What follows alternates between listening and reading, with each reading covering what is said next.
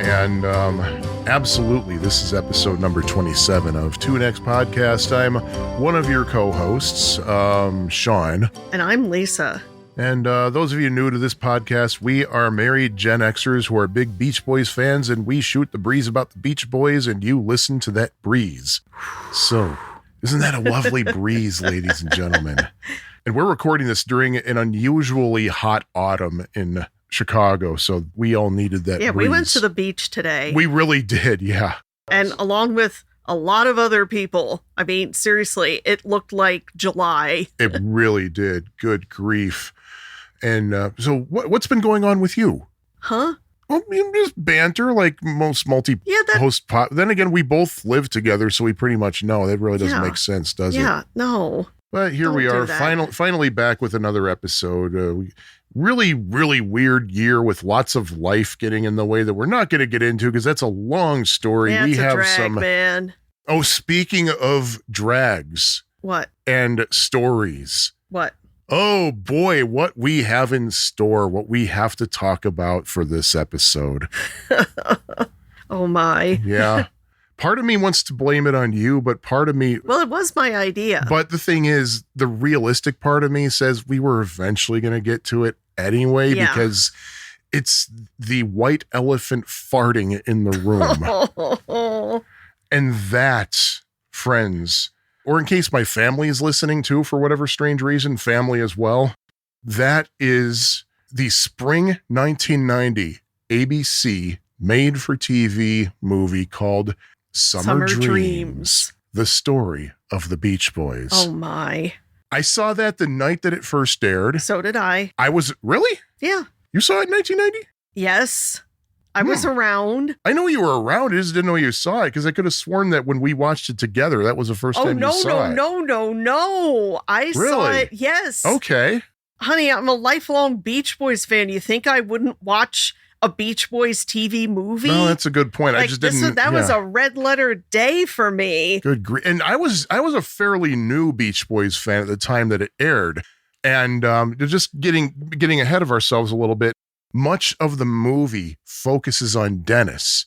And I literally had no idea a lot of the stuff about Dennis that was in that movie. Because at the place I was in my fandom, it was common knowledge that Dennis drowned. I just had no idea how.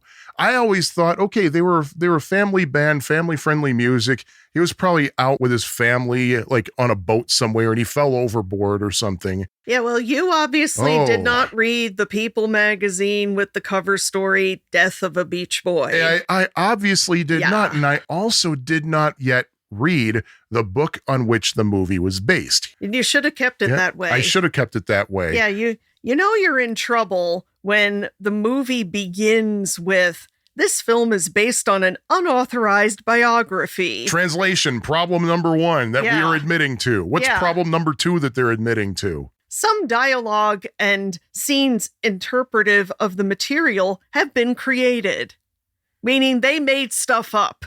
And problem number three. That they admitted. There are a lot more than three problems with this movie. The music in this film is not performed by the Beach Boys. They could not get permission for any actual Beach Boys recordings. Or any actual Beach Boys truth, I think. Or any actual, Beach Boys anything. Really, I think this movie is actually a little bit closer to Whale Music by Paul Quarrington. I think the movie's just about, let's have a movie about a band that happens to be called the Beach Boys.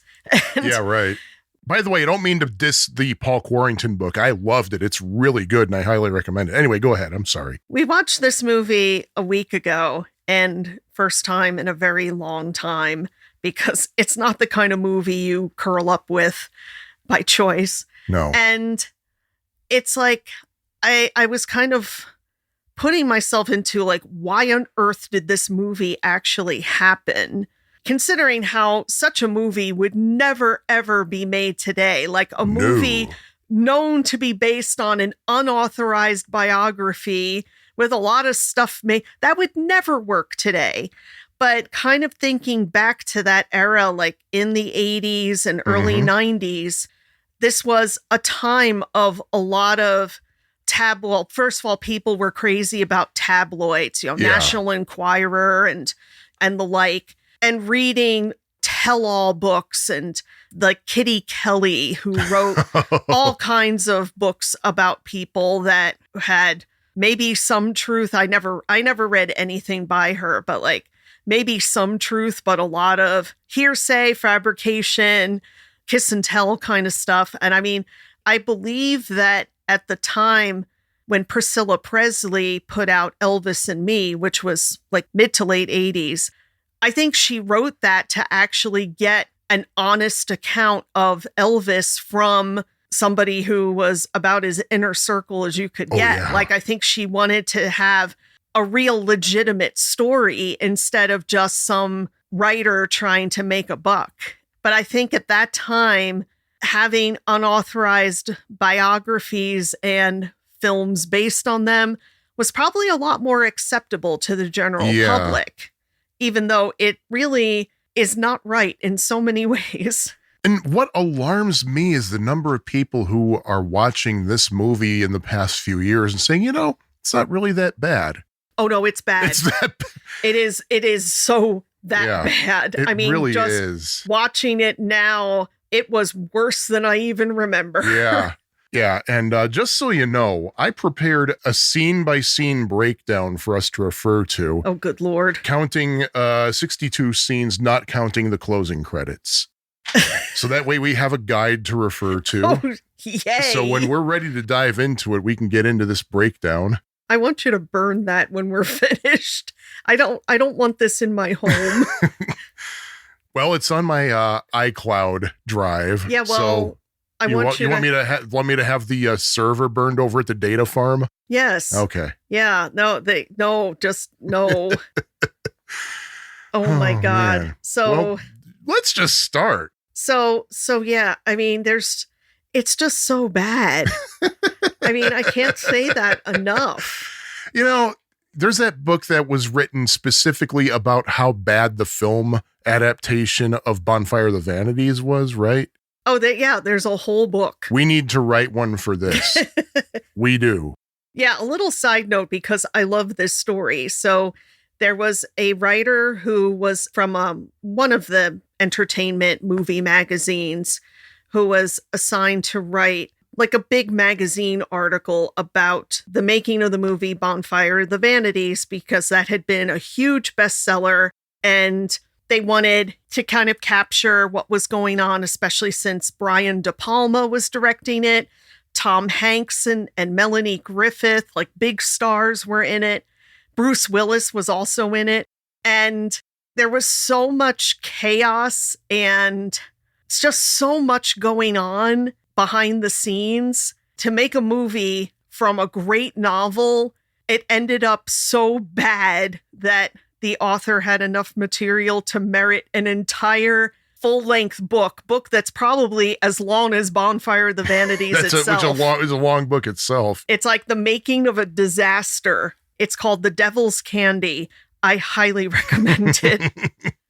There's one good thing I have to say about this is the only actor's name that I remember from the movie, Bruce Greenwood. Yes. Yeah. I think he did a really good job with his performance. Except he was trying to play teenage Dennis when he was 33. Yeah, so he was basically the Stockard Channing of the cast. Yeah, except Stockard Channing did a good job of passing for a high school student.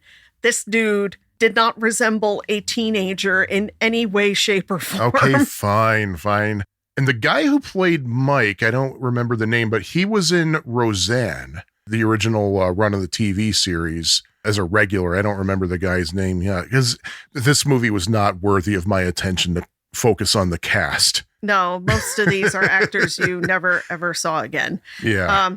But should we just go into the movie? Well, yeah, because it starts on Dennis in 1983, Venice Beach. Then it flashes back to probably around 1960. Yeah, we basically watch Dennis die, really.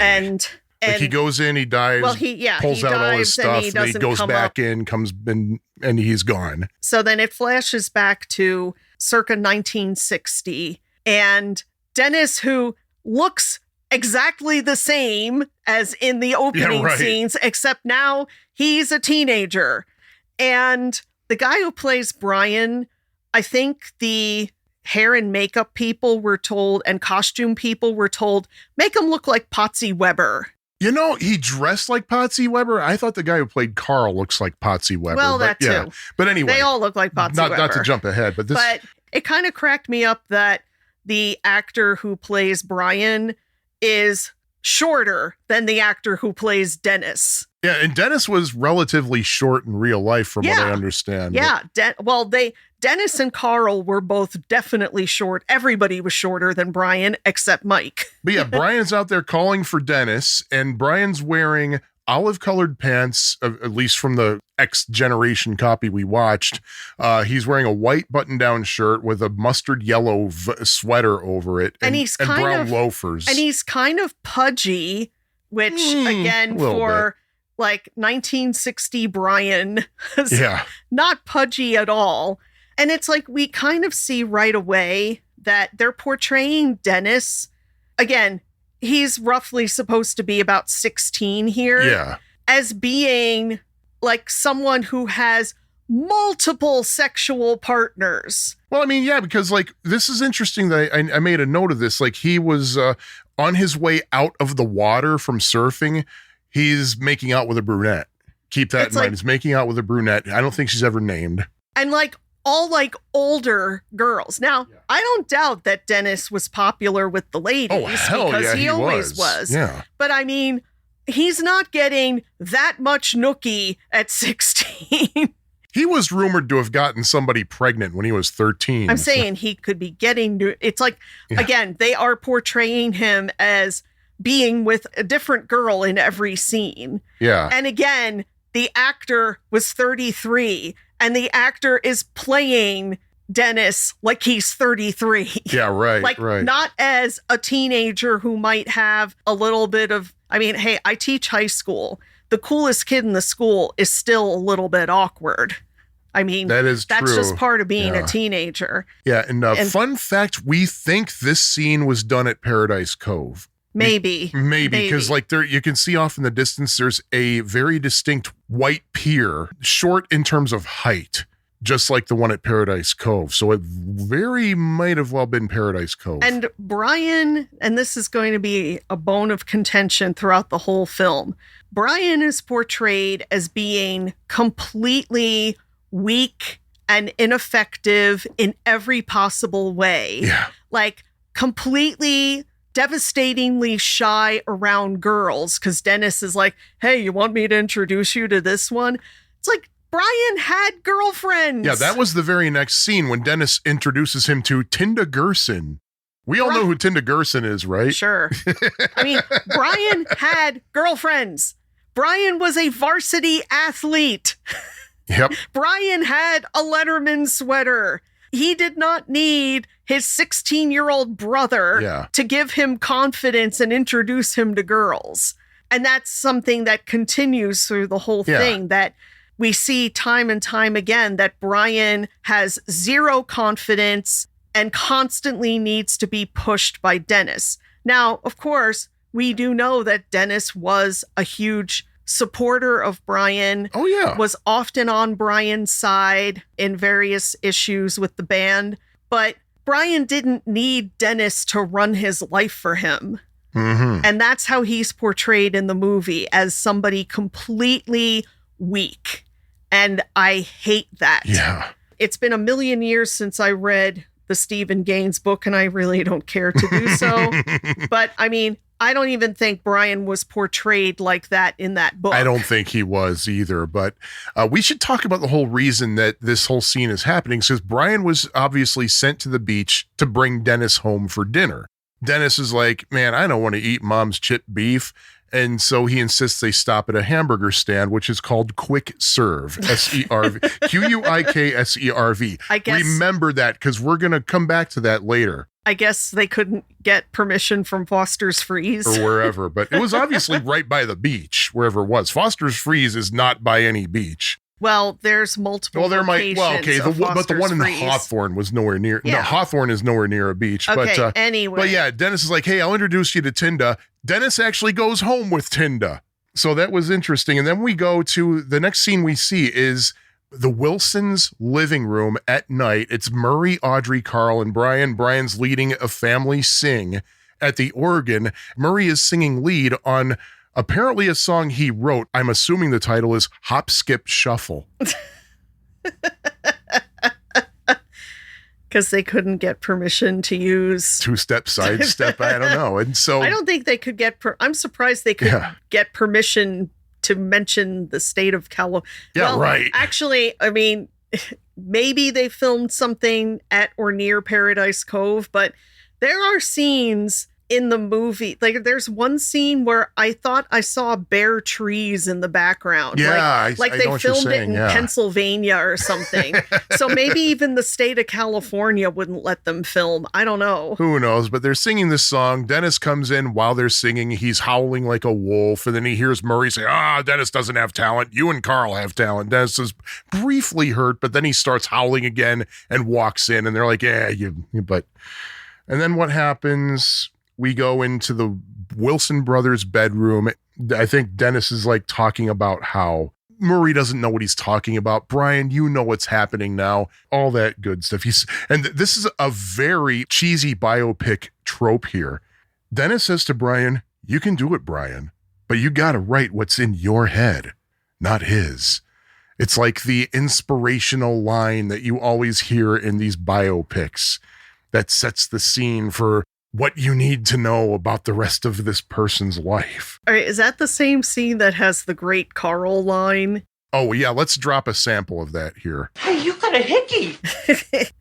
Is that what you're talking about? Yeah, where like I think the actor was actually trying to make his voice sound higher pitched, like he's a kid whose voice hasn't changed yet. Mm-hmm.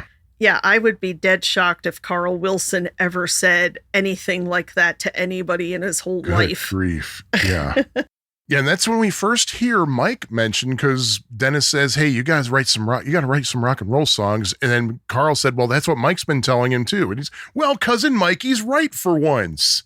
So we already know there's some contention between Dennis and Mike. And then next thing we see is the famous Going off to Mexico. And here is the first serious inaccuracy. Well, maybe not so serious, but factually inaccurate thing. Audrey, I think, is talking to Carl and tells him, now remember, we're going to be with the Whitmans. No, they were not with the Whitmans. They were with the Barrys. They were with Tom and Nellie Barry. I think a lot of the details about the Beach Boys' origin story have really only come to light in more recent years. That's absolutely true. So to be fair, for this whole thing, even the best source in the world wouldn't have had probably the accurate story in 1990, 1989, whenever this thing was made. Yeah, because at that point, the world still believed the Labor Day story and not that the Mexico trip happened on November 8th, 1961. And really, in the grand scheme of things, does it matter who they were? Well, facts. You want the facts, yeah, but I mean, that's something that it's like when Tom and Nellie Barry of Yorkshire, England came in to visit. We don't need to nitpick that. No, but we do need to inform. Because we do need to spend time on Murray's line.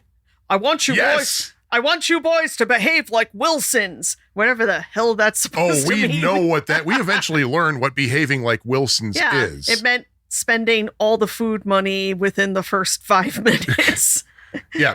Yeah, Murray only gave him $100 in the movie, but I think in reality he gave them $300. Yeah, and speaking of Foster's Freeze, they got that money before the Wilsons were even on the interstate. Hey, when we saw Al at City Winery in 2019, he said, don't believe the story about the food money. That food money was long gone by the time they got to me. Well, yeah, that's why Al's mom had to rent the bass. Well, and the drums and not the sticks, because they forgot to order sticks. And speaking of, we have the first of a total of 3 Al lines. Yes. So Can't have a band without instruments, Brian. Duh, Al. Yeah, Al got 3 Yeah. And that's at the music store when they're renting the music. And Mike says, Brian, you want to save some money? Don't rent the drums. Translation, don't put Dennis in the group. He's worthless. And Brian's like, nope, family group, no Dennis, no group. Yeah, except they didn't. Well, they had a snare drum with no drumsticks. And a bass drum. Yeah. There, if you That's true. isolate the instruments, there is a bass drum on the recording of Surfin', believe it or not. Speaking of which, the next scene we see is in the Wilson family living room when Murray and Audrey are arriving home. And when they were still at the music store, Dennis said to Brian, hey, Dad's going to blame me for this, so don't you worry, do what you got to do. And sure enough, Murray says, no son of mine would do this except for Dennis. And correct me if I have the scene wrong, but is that the scene when Mike basically claims that Dennis can't sing? Or is that later? That was actually at the music store. Okay, but that's in that part of the movie. And he also made that claim a little bit later, too. So, because and that's another thing that bugged me. It's like, again, Mike and Dennis definitely had their issues, but I would be downright shocked if Mike would ever accuse Dennis of not being able to sing. Oh, me too. Because Dennis was always a part of their family music things. They all could sing. So I don't buy Mike accusing Dennis. And I mean, that's the thing. They're all piling on like Murray and Mike. It's just everything about Dennis is bad and terrible. Yeah. And it's like, dude. And we know that Mike and Dennis wrote at least, 3 songs together, I think. I think The Sound of Free, Only With You, and Pacific Ocean Blues. And I might be missing a few, but those things I'm pretty dang sure. Yeah. But sure enough, Murray blames Dennis, and they're all saying, hey, Dad, just listen to the song. Maybe you'll like it. This scene is pretty much the usual story. Nothing out of the ordinary. Murray's like, I don't like it, but it might be a hit. And so they're all like, ooh, cool. Now, this is interesting because the next scene, it's Murray at some office in Hollywood, and he's talking to a guy he addresses as Russ. He's kind of reluctant to do anything with the Beach Boys, but he's like, but you never know. Maybe this could work. I need something to work with, but not if they're going to be called the Pendletones. Yeah.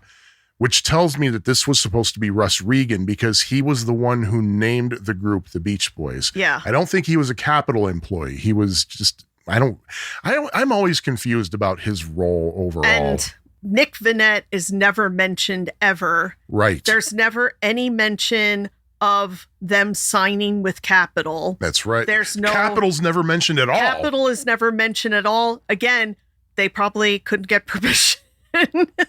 Not that I think you need that, but they probably were like, okay, let's not mention anything so that we don't get sued. Yeah. And so, yeah, there's no mention whatsoever of them signing with Capitol Records, which really, if you're going to tell the Beach Boys story, that's a pretty significant part. Yeah.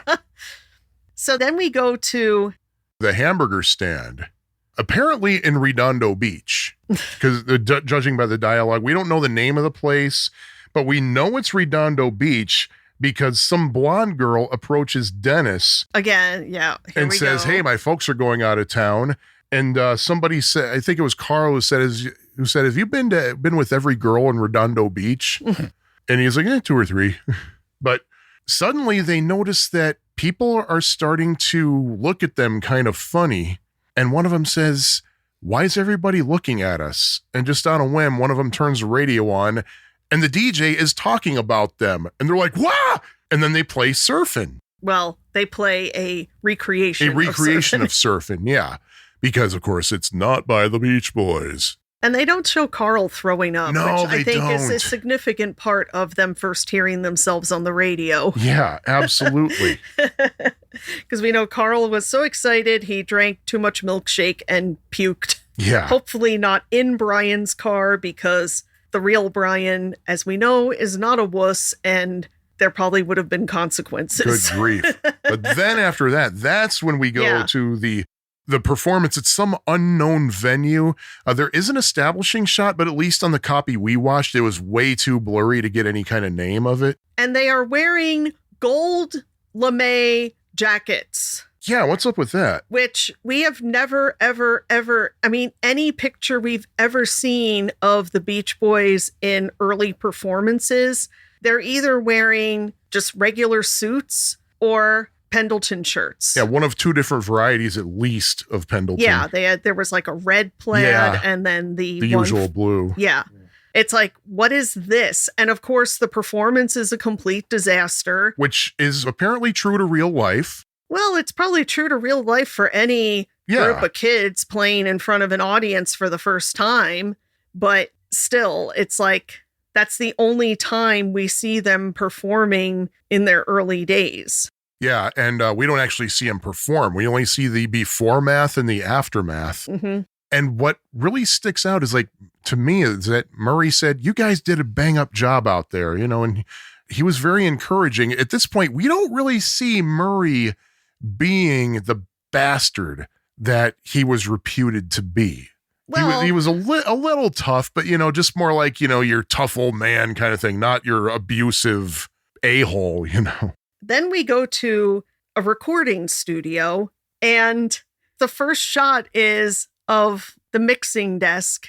Yeah. Which had to have had at least 36 tracks. Yeah, I never really noticed that in the times I've seen this in the past 35 years until you pointed out, like, wait a minute. Yeah. Like, they made no effort to have any kind of accurate studio setup like we've seen in other Beach Boys things, including... And in pictures. Yeah. It's like, there's no way that's a 3-track console.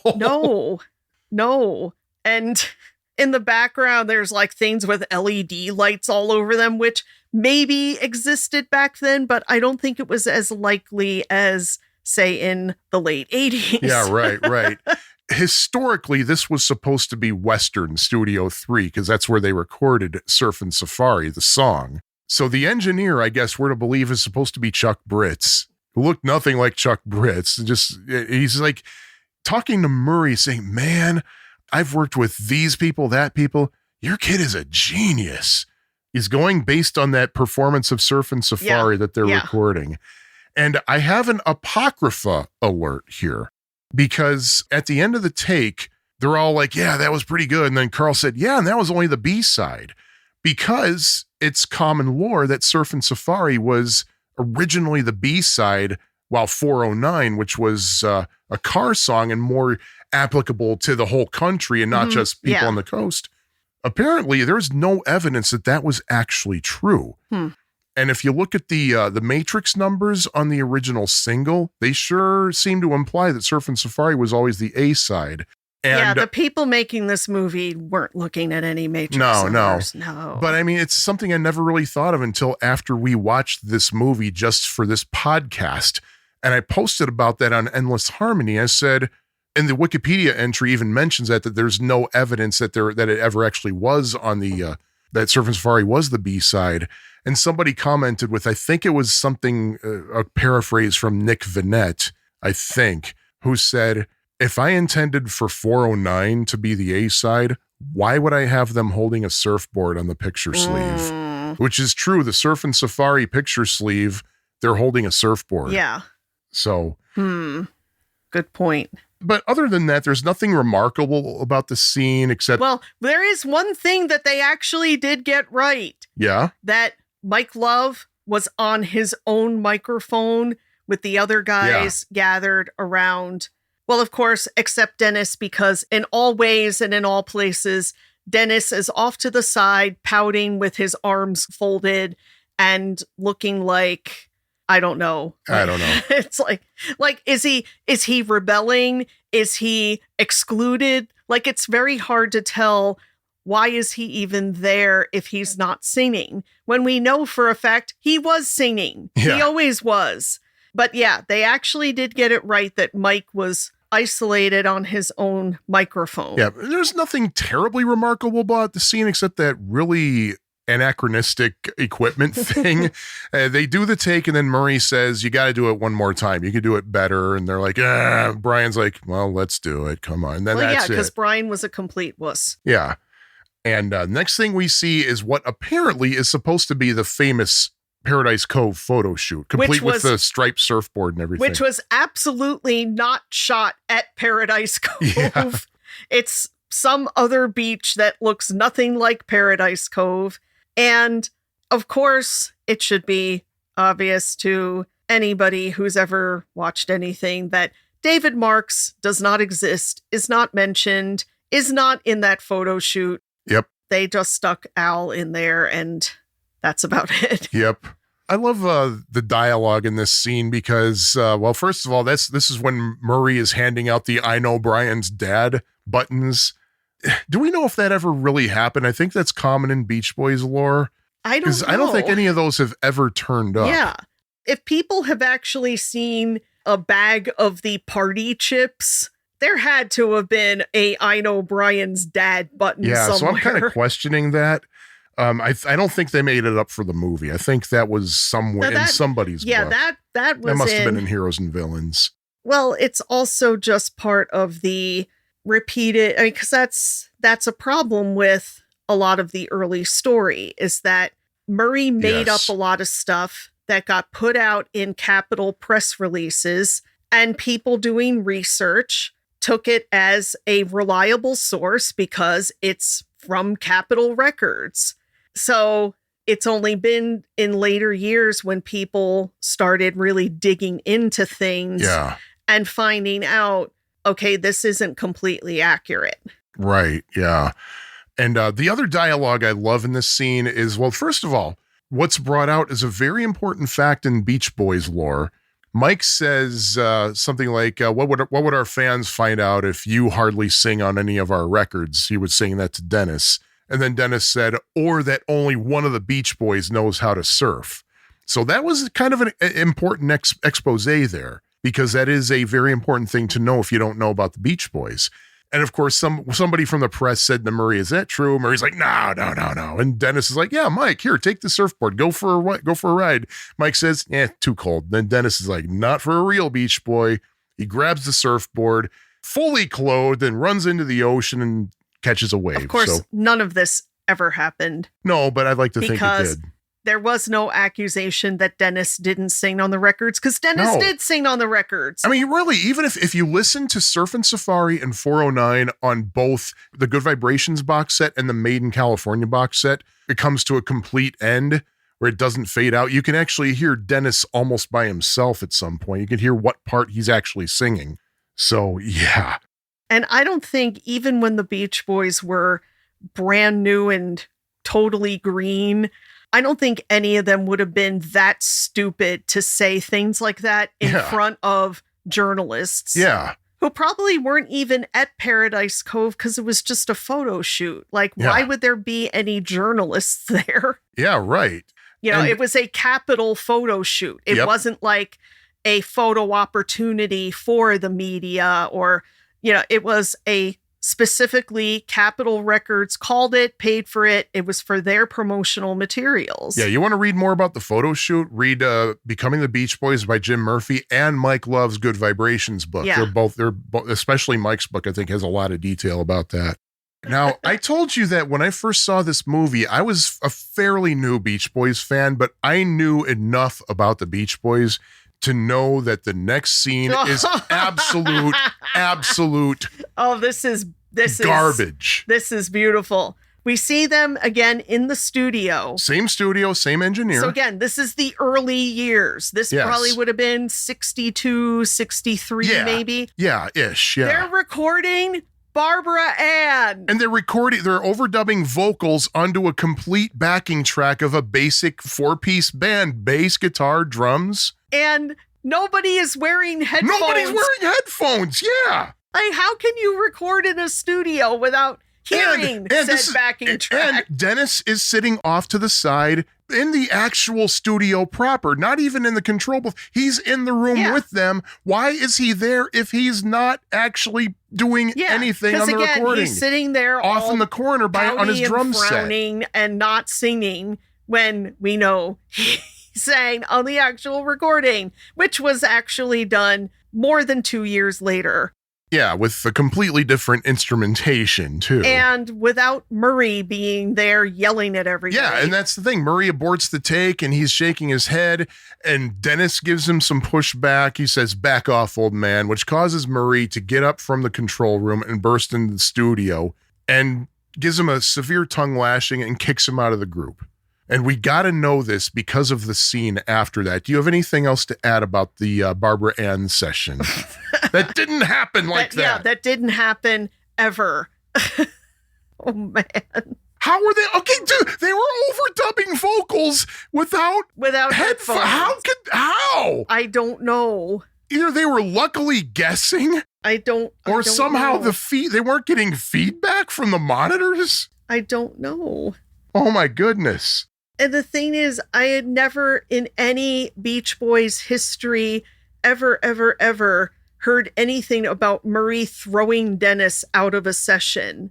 I mean, I would think if anybody it would be Brian saying, like, yeah, right, just go home or something. But I mean, I don't honestly, even with not just out of the session, but out of the group. I mean, Murray said, other than family, you're out. You're done. I mean, yeah, Dennis had a bad boy reputation, but I think once the Beach Boys got going, I mean, I never heard anything that would imply that he didn't take things seriously.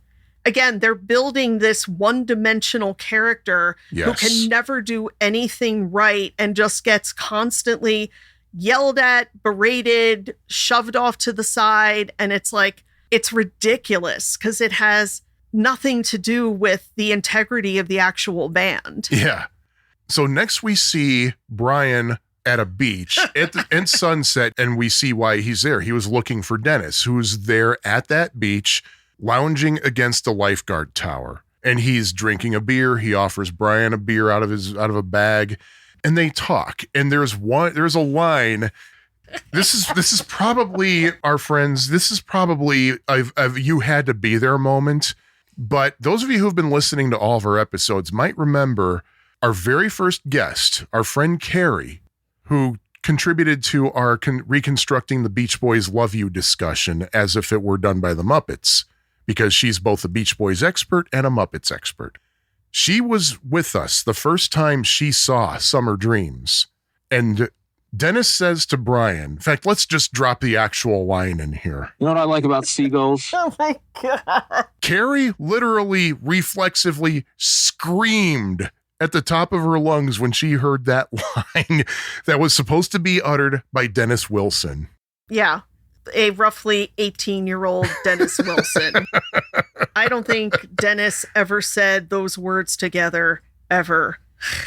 But yeah, the two of them are basically just griping about Murray, and Dennis says, Brian, you gotta fight back against Murray. Because again, Brian is a complete jellyfish, and only his younger brother, who's a total bad boy, can give him any semblance of confidence. When in reality, by this time, Brian had already written and produced a number of hit records. Yeah. Brian was a triple varsity athlete. Okay?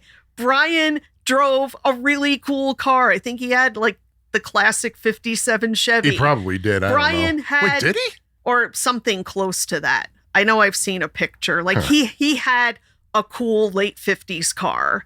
Brian had girlfriends. Okay? Brian had friends. Oh, yeah. It's like he wasn't a complete sop. Yeah, absolutely. So but stop portraying him like he was. So after getting that talking to from Dennis, we see Brian walking into Audrey and Murray's bedroom.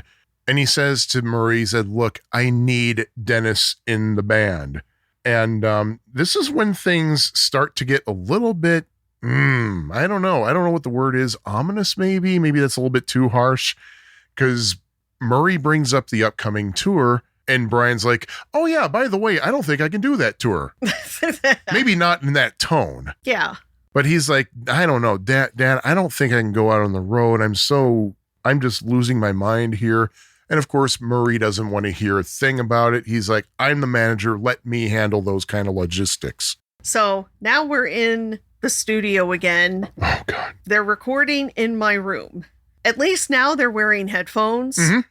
But once again, Dennis is there, but not singing. He's in the control room. Yeah, he's in the control room, and he's there pouting and frowning and whatever, when we know damn well that In My Room would not be In My Room without the three Wilson brothers starting it. Yes. Good So grief. Dennis most definitely sang In My Room. And it's like the fakey version. It sounds so cheesy. Yeah. Oh my God. Oh man. And then next thing we see, in fact, it's kind of overlaying onto this scene, we see Brian, I guess, implying that he is moving out of the Wilson house at night. Yeah, the way they portray it, I mean, he should have had like a stick with a bandana tied to it with his belongings in it. Right. Like, he looks like he's running away from home because like Murray and Audrey are just like looking at him kind of sadly. Audrey's looking distraught. And it's like he walks out of the house. It's late at night. And he, turns So he was 21 years old, for God's sakes. He turns and looks back. It's like, I really doubt that is how Brian moved out into his own apartment. It's so ridiculous. Mm-hmm. And then it's like, here's in my notes. In every scene, Dennis is being picked up by a different girl. Yeah. But by that time, every one of them in the band had girlfriends, and Mike was married. Mike was married with a kid already. They're treating these guys as if Dennis was the only one who ever got any sort of nookie, when that is not true. Yeah, we should mention that this new pickup you're talking about, when Dennis was picked up by a girl, that was after a recording session, because we see them walking out of a recording studio. I don't know what studio that was supposed to be, but it was most definitely not Western. Yeah. Because we know what Western looks like on the outside. It was not Western. And they probably weren't allowed to use Western. So yeah, they're coming out of the studio complaining about Brian. They're like, oh my God, he's just as bad as Murray is. Yeah. And they're like, oh, he's a perfectionist. And so there's a blonde and a Thunderbird. It's a Thunderbird. It says so on the car. Ooh. Who picks up Dennis. And I think it was Mike who commented, yeah, she'll have fun until her dad takes that T-Bird away. And then Brian's like, do you have 20 minutes? He said, come with me. They run back into the studio. Which, of course, we absolutely know that was not the inspiration for fun ever. Nope. It was that DJ in suburban Salt Lake City whose daughter said, I'm going to the school library, the university library. And then the next scene when they're telling Murray about the song, and Murray goes, any girl who lies to her father about going to the library is not someone I care to know. Yeah, what a great line. Yeah, it's a great line, but apparently it was not made up for that movie. Like, that was based on something that he reportedly did say. Like, he didn't like the song. He didn't like the idea of a dishonest girl being highlighted in the song. Yeah, well. So there's a whole argument that everybody's all like, blah, blah, blah, blah, blah, and then Carl's like, hey, guys, listen. We got to do it live. That way we'll know if the song's good enough. We'll know if the song's ready. Which brings us to an important scene in the life of some of these people. So we see an establishing shot at a club called Gazzari's. Yeah. Which actually really was a Hollywood nightclub that had a lot of significance at the time. But of course, it didn't have the widespread knowledge that, say, Pandora's Box or Whiskey A Go-Go had. Yeah. But again, maybe we actually looked it up. So maybe they couldn't use Pandora's Box, which had already been long out of existence. Yeah, it probably wasn't even around, but it didn't matter. Like the Pandora family or somebody didn't. How do we know this would have been Pandora's Box, though? What was the giveaway? Because that's where Brian met Marilyn. Well, that's where he spilled the drink on Marilyn. Yeah. He probably met her long before that. Well, okay, but the fact is they show wussy-ass Brian knocking over everything and spilling something on Marilyn, where we know for a fact that the whole spillage incident came from Brian asking for a sip of her hot chocolate, and then something happened when he gave the mug back to her. But we don't yet know that this is Marilyn. Well, we never know anything because nobody is ever actually introduced. Most of the characters are never, ever identified by name. But we're forgetting a very important moment, though. We totally glossed over. So let's talk about that moment. Brian, well, first of all, the Beach Boys are wearing really, really thin stripes. Yeah. They weren't wearing those kind of stripes yet until like 66. It's like maybe. they sent a costumer out to like Lord and Taylor or something. Yeah. To find some striped shirts. So what do we see? We see like somewhere in the back, like maybe outside the stage door, outside, there's Brian lounging up against the wall, and he's eating pound cake. Like a Sara Lee pound cake out of a aluminum tin. And he's like all sad and upset. He's all scared about the new song. Dennis is like, hey, come on, they're going to dig this song. So, and he's all upset. He's all like lack of confidence. And of course, he has like lack of confidence about this cute girl. And it's like, after the show, he's out in the bag, and then Dennis is like, nah. So I have in all caps. If you follow me. I have in all caps, Brian didn't need Denny's help to get a girl. Yeah, Brian says, well, maybe if you guys just leave without me, that'll force me to like make conversation. Dennis is like, now you're talking there. And that's when we finally find out this is Marilyn. Yeah. Rovell. Yeah. And then, of course, the great line, so why don't you eat another quart of ice cream and forget about it? Oh, my God. And well, that's in a much later scene, though, because the next thing we see is Dennis in a coffee shop or a diner or something, chatting with the waitress. Who, again, is never, well, she does introduce herself, but kinda, yeah. But if you don't really know the story, you have no idea that this is someone Dennis eventually marries. Well, yeah, you can conclude, if you know the story, you can conclude that it's Carol. Yeah, but you know what? You don't make a TV movie for ABC just for the people who know the story. Yeah. You want to let people in, too. Because, I don't think she's mentioned by name in this scene at all. But clearly, she and Dennis knew each other. Like, he must have been a frequent customer. Like, he must have said, hey, you kept going there. And he asked her out, and she said, I have a boyfriend. And then it turns out she was referring to her son, who, of course, that implies is Scott. Yeah. Wonder if he had the Batman ring yet. The next scene that we have is somebody's house. I don't know if it's supposed to be maybe Brian's place or maybe the Wilson family house or what, but they're in this big living room. It's the Beach Boys and significant others, because there's Dennis with Carol. Again, I don't know if we know her name yet. Marilyn is there. Mike is there with somebody. Might be finally acknowledging that he was married. Yeah. Al is with somebody. Carl is with somebody. I don't remember if he's with an Asian woman at this point. Spoiler alert if he's not. But they're watching Beatles footage on the TV set, and Brian's complaining about them. He's like, man, Fun was such a big hit, but it got stopped in its track because of the friggin' British invasion. And Dennis basically challenges Brian to write a #1 hit. And Brian said, you really think I have it in me to do that? And Dennis says, no. Oh, my God. And Brian just kind of laughs at that. And then the next scene is back to the recording studio with the 36-track equipment and everything. And this was interesting because they have Brian and Mike on separate microphones, and then Carl and Al sharing a microphone.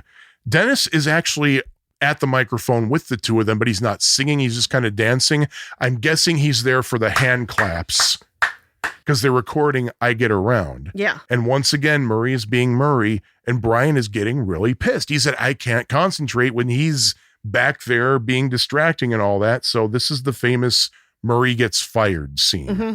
And I love this part because this is another thing that turns out really is probably not true after all, because Murray said, if you think you can have another hit without me producing, and Brian says, I produced all of them, you fool. And he talks about how there was a fake console rigged up for Murray just so he could think that he was producing and all that.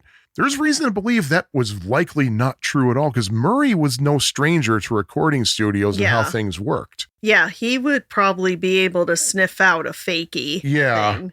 I mean, there are certain things that might have happened. Like I think Chuck Britz once said that sometimes when Murray would ask him to bring something up, he'd just simply turn up the studio monitors instead of putting it up in the mix or something. That I could believe.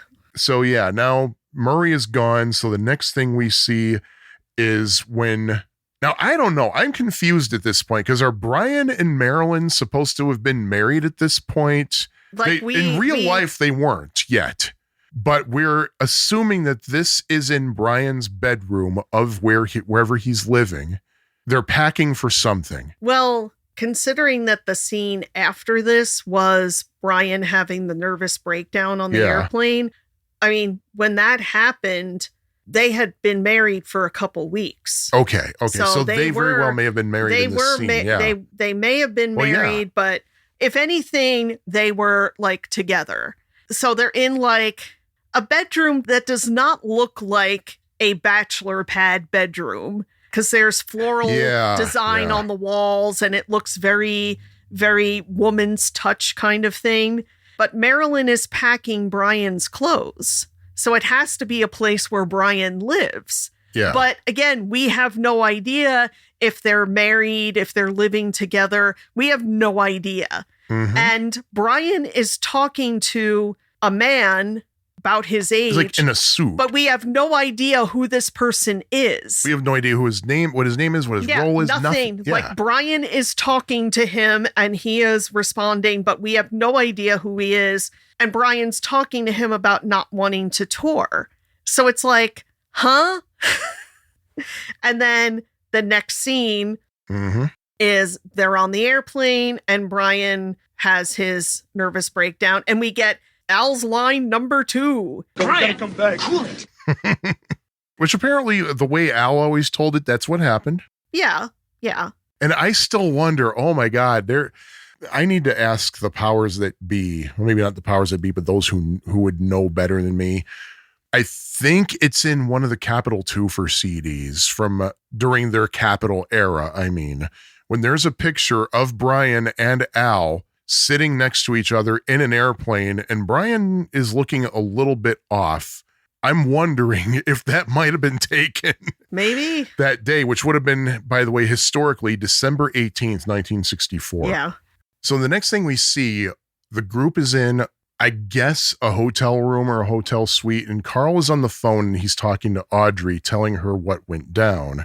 And one of the other guys said, well, the doctor said he's okay to play. And then Carl puts the phone down for a sec. He said, guys, it's not stage fright. This is really serious. And as bad as this movie was, I'm glad that was in there because it kind of draws a little bit of attention toward the seriousness of mental problems, like bringing mental illness to the forefront there, something that needs to be cared for. But Carl gets back on the phone, tells Audrey, Mom, I'm going to send Brian home on the next flight, which of course was not true. No. Brian played the show that night and went home the next day. And the next couple of concerts and the tour were canceled until they got Glenn Campbell to fly out and join them on the tour. Yeah. So we see Brian at a really, really tiny gate area that was obviously LAX. Yeah. This little dinky little room. Yeah, I mean, it's like basically they dressed something to look like an airport lounge area. Yeah, maybe if El Camino had its airport, that would have been it. But yeah, there's Audrey meeting Brian. Brian runs over to her, just hugs her and sobs his head off and all that. Next thing we see is at somebody's house. Again, it might have been Brian's, might have been the Wilson family. They're talking about how the tour, they were able to pull off the tour without Brian. Yeah. They had Glenn Campbell sub in, and one of them, I think it was Mike. Yeah, it was Mike. Said, Campbell thinks he's going to make it as a solo act someday. Like, they had to put that in there. Yeah, I want to say that he actually already started a solo career at that point. I don't think he had any big hits yet. I don't think he did. Or, I mean, I don't think, for example, Guess I'm Dumb, I don't think that was his first ever single. Well, okay. The reason why Glenn Campbell left the Beach Boys roadshow is because he was at least getting ready to launch a solo career, and I don't think he wanted to be committed to the Beach Boys for a long time. Okay, yeah, because he did have at least one solo song before Guess I'm Dumb in 65. But so yeah, and then Brian says, well, hey, what do you guys think about Bruce Johnston? He's a better looking guy than me anyway. And which is not how it happened at all. Well, yeah.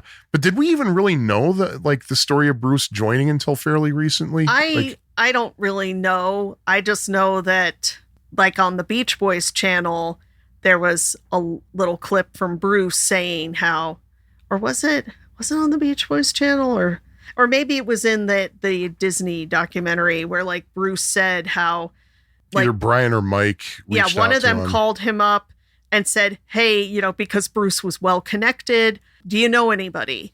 And Bruce asked around and nobody was available or interested. And Bruce finally was like, you know what? I can do it. Of course, Bruce didn't know how to play bass and did a very quick study and learned the bass lines. And to this day admits that he really does not know how to play bass outside of the actual bass lines for Beach Boys songs. Yeah. That he's a keyboard guy. That's his thing. Yeah, and by the way, in this whole conversation where Brian's like, guys, I can't go out on the road anymore. I still want to be in the Beach Boys and all this, but I can't do the tours anymore. Something about the conversation I made note of is that Brian said, man, I was really in Fruit Loops land for a while. Remember what he said in the movie Love and Mercy when referring to his breakdown? Cuckoo for Cocoa Puffs. So that's 2 biopics in which Brian uses a breakfast cereal to refer to himself. Now, we haven't watched An American Family in a long time, so when we do get around to that eventually, we got to pay attention to that. Yeah, see if they mention like graham crackers or something. Remember that? Or honeycomb. Man, I was really alphabets for a moment, wasn't I? Oh, or Cheerios or something. Yeah, right. All right. And also, there's one other thing here that we should mention here. Dennis, of all people, says to Brian, you can blame your little breakdown on stress or whatever, but I really think it's from all the dope you've been smoking. Yeah, like Dennis is going to call out Brian for smoking weed. I don't think so. And the thing is, like, we actually did see Brian light up a joint when Marilyn was packing his bags, and he was just like me. He ran away into the bathroom, opened up a little box, took out a joint, and he's like, yeah, because I'm sure back then Brian always did that in private behind closed doors. Yeah. And of course, in 1990, at this time, like very shortly after the Reagan administration and Just Say No, that was supposed to be a very shocking scene, I think. Ooh. It's like, oh my God, drugs. But anyway, Brian says, look, it's not affecting me. If it ever does, I'll quit. But in the meantime, let me play you some chords. So he goes over to an organ, doesn't play chords. He plays notes. Yeah. But we know what those notes are, though. They are the intro to California Girls. Yes. And we have an interesting little montage that I want to break down, because the first thing we see, we see that Bruce is on stage with playing an electric piano, which is weird because I don't think he really played any kind of keyboards for a couple of years. Yeah, not till probably not until they had really more of the backline band where there would be somebody else on bass, and then that would free Bruce up to play keyboards. Yeah, and Carl had a Rick 12 string, which was accurate for the time, so kudos to the people there. And in front of the stage, we see bouncers wearing faded jeans and royal blue t-shirts with very late 80s haircuts. Yeah, it's, oh my God, really? And then the thing that hurt my heart so much. I know what you're talking about, but before that, something that should have been closer to your heart is that we see a bus driving northbound on the New Jersey Turnpike through Carteret, or through Woodbridge, actually. Ooh. Because we see all those little thingies, like the drive safe. Well, you don't see the words drive safely from that angle that they showed, but it was definitely the New Jersey Turnpike. Yeah, but then they show an establishing shot of Madison Square Garden. If this is supposed to be 1965, Madison Square Garden, as it is well known today, did not open until 1968. There was a Madison Square Garden facility, but it was not the location we know of today. It was in a different part of Manhattan. It was a different venue because there were actually, I think... There were several different... There were 4 different venues called Madison Square Garden. As, over the years, they built it bigger, and The current one opened in 1968. And I had to look this up because this just annoyed me. The Beach Boys only played Madison Square Garden in the 70s. Yeah. Like, they only played there at least the main arena. Yeah. There's also a theater inside Madison Square Garden, a much smaller theater. They played there a couple times. It seats like several thousand people. But the big arena, they only played there in the 70s, like the mid 70s. There was during the Beach Ago tour, and then in 76 when they were playing stadiums and huge arenas. So that just... Yeah, and even then, they weren't playing major venues in at least not in New York City. In 1965, I think they did one show in New York City, and it was like some kind of like a music academy or something that no longer exists. I looked it up, and according to the Ian Rustin / John Stebbins in concert book, it was just that one time they were in New York in 65. And oh, by the way, that facility I was talking about in Woodbridge, just a fun fact, that is the Colonial Pipeline. That's the name of that facility. So, yay. See, I told you it was fun. And then there's the thing you noticed, that when they're on stage. Yes. They're touring without Brian, yet they inserted a performance little clip where Brian is in the scene playing bass. Wait, was that actually Brian? I couldn't really tell. No, we freeze framed it. It was Brian. Okay. Yeah. So, I mean, the thing is, like, there were times when Brian, but the thing is, like, Brian and Bruce were never on stage together, I don't think, during those occasional times when Brian would join them.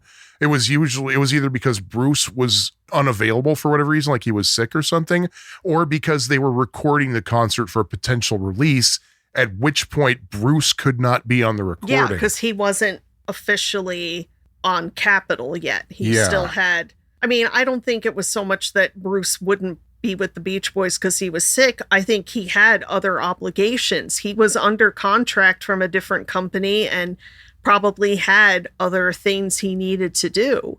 I think there were shows like especially ones in California where Brian would sub in, because I don't think he minded going like an hour away from home to be in a show, or even up in like, say, San Francisco, as long as he could get back home and wasn't constantly on the road.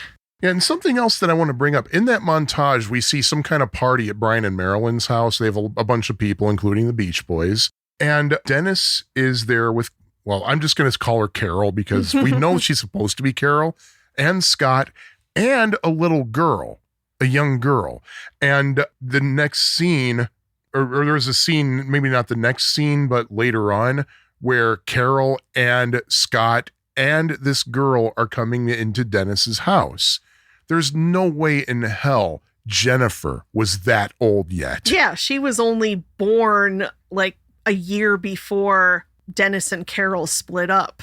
Yeah, so yeah, there's no way that was like anywhere accurate.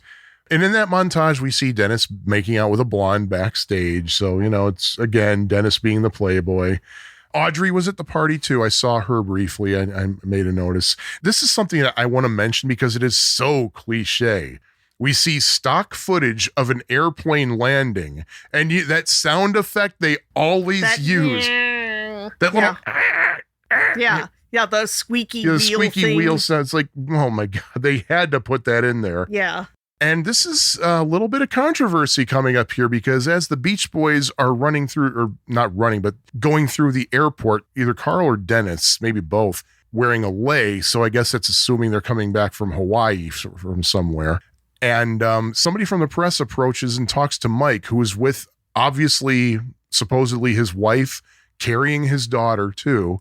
Which it would have been a daughter, might have been Melinda, perhaps. I don't know. And this press person comes up to Mike and asks him about baby Sean. Are you her father? And Mike's basically like, get out of here. Like, he didn't want to talk about it. Dennis is laughing at him. Mike's like, what are you laughing about? You'll do it with anything that walks. And Carol is clearly pissed off hearing that. So we got some controversy there. We have our first mention of baby Sean. Yeah. Oh man, I ruined it by saying first, because that implies there's going to be another mention of her. Okay, it was Dennis who was wearing the lei. It wasn't Carl, it was Dennis. But then next thing we see, the establishing shot is very obviously the Laurel Way house. Oh wait, no, it's not. It looks nothing like Laurel Way. Yeah. It's a flat piece of land with a suburban looking house, but it's Brian's house. There are freaky people outside of it. We go in and we see, I guess, Brian? Well, he has like this is where the fake hair makes its first appearance, where he's wearing like a very shaggy wig, glasses, and a really ugly psychedelic looking top. Yeah, rectangular glasses with yellow tint. And he's playing a tape, implied that it's the barking dogs, when really it sounds like the animal sounds from the end of Good Morning, Good Morning. It really does sound like that. Of course, we know for a fact that at least Dennis was present for the barking dog session. And Scott. So it's like, yeah. So it's playing off of a tape, and Mike's like, "You're not going to put those mutts on the record." And Brian looks more like Mark Volman, may he rest in peace, know, right? than Brian. And he's wearing that brown shirt with the tie-dye sun or whatever. And I made a note that like all the people hanging around in Brian's house are dressed the way that people 20 years later thought that 60s people dressed. Yeah, like absolutely. It's very, granted, when I was in high school when this movie was out, and yeah, we kind of had that impression of the way 60s people dressed. When you actually look at things that were from that time, most people didn't dress anywhere near as outrageously. Yeah. Like most people. Kind of a surprising thing to me when I saw some YouTube clips of the original Broadway cast of Hair when they were performing on like The Tonight Show and the Tony Awards and things like that.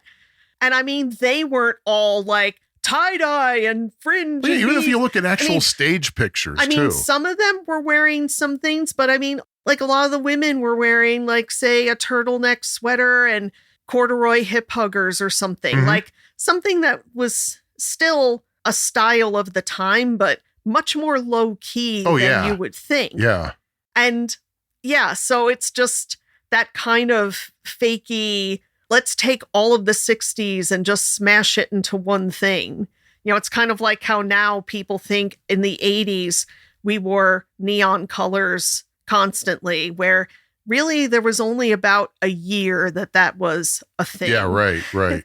Now, there's something I want to bring up about this scene because it pains me to say this, but it really made me think of something that makes a lot of sense to me. Brian is saying, look, I can't just keep writing songs about Little Miss Cheerleader on the beach anymore, which Mike says, well, yeah, times are changing, but we need to change with the times. And that made me think, now, friends, right after Brian died, the Old Town School of Folk Music here in Chicago offered a kind of a mini course that was Beach Boys for guitar and ukulele. And naturally, being the wackos that we are, we signed up for it. We took that class and taught by Charles Kim, who's been there forever. Very, very intelligent guy. And something he brought up that I kind of knew but never really thought much of. He said that a big difference between, say, the Beatles and Brian Wilson is that, yeah, the Beatles definitely evolved over time, but they did it much more gradually. Brian wanted to make big changes too quickly, and that might have led to not being quite as huge as he would have liked them to be. Well, it's like going from like Pet Sounds to Smile.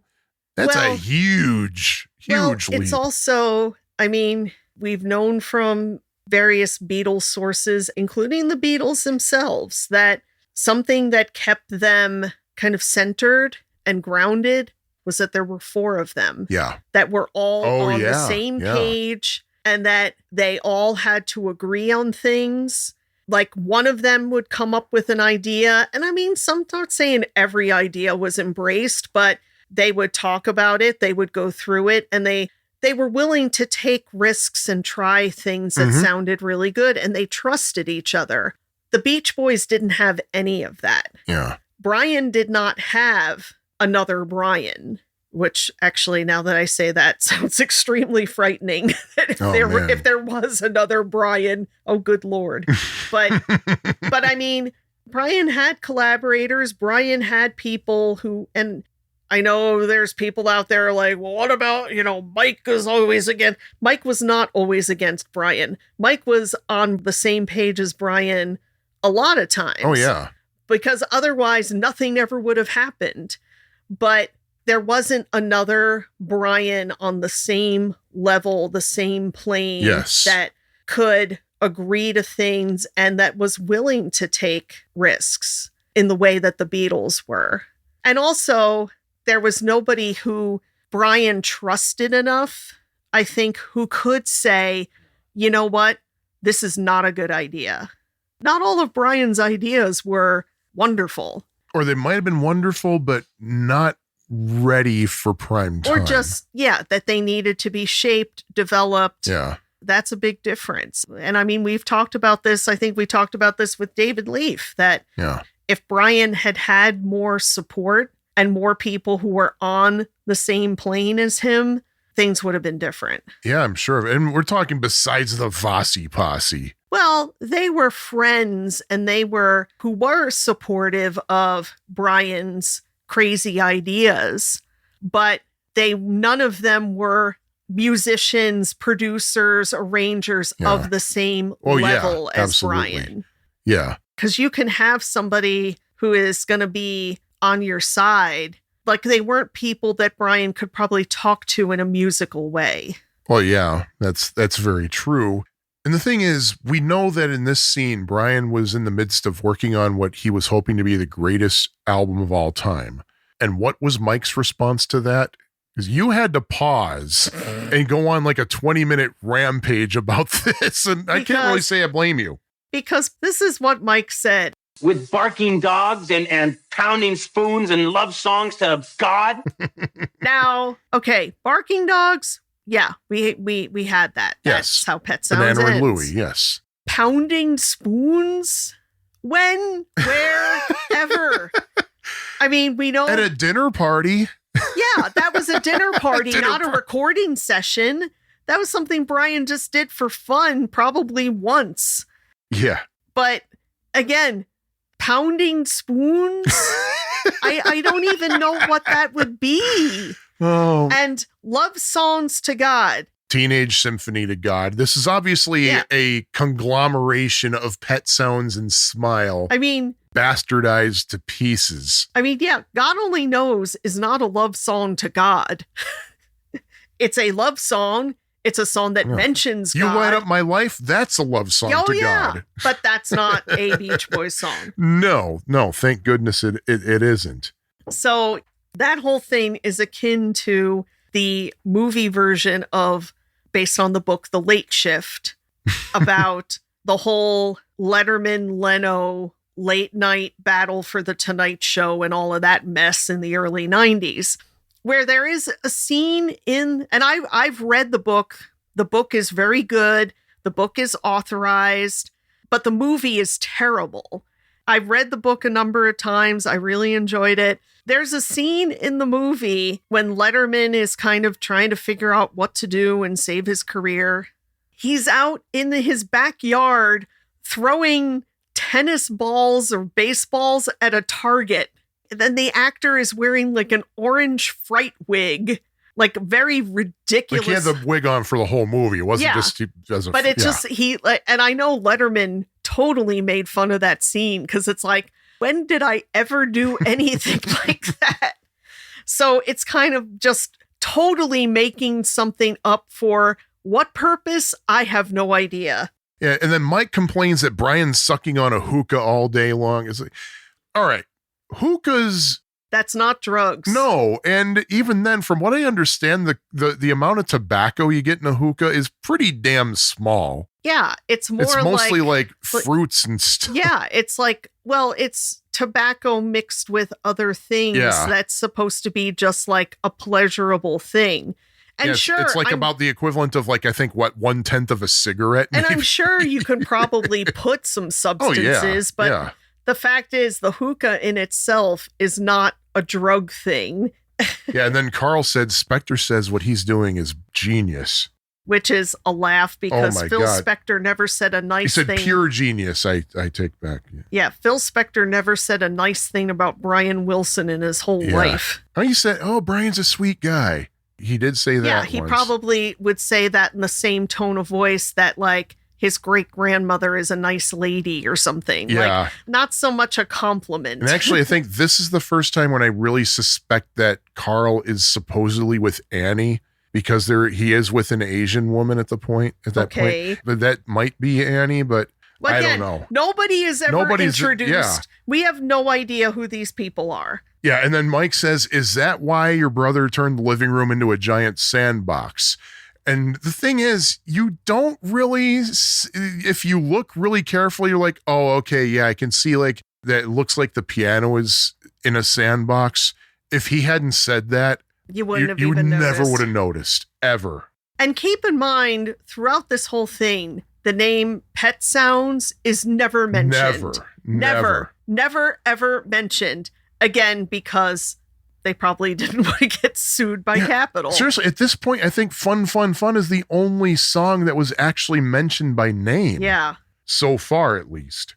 Now, this is when we get more unnamed characters, because there's an unnamed guy who looks kind of like Sonny Bono, but shorter and skinnier. And he offers Dennis a joint. And Dennis is like, no, thanks. I'm a gin and vodka guy or a gin and tonic guy or something like that. Meanwhile, there's a woman who looks not too dissimilar from Cher. I just happened to notice that. Yeah. It was definitely not supposed to be Cher. She's kind of making eyes with him, kind of flirting with him. I think it's just generic. It's generic 60s people. Yeah, exactly. And that's going to be something worth mentioning, because the next thing we see, this is the scene I was talking about before when this is Dennis and Carol's house. Carol and the kids come home. And Carol notices a pink pocketbook on the couch, and she looks at it kind of suspicious, which kind of implies that that's not hers. So she's like, the hell?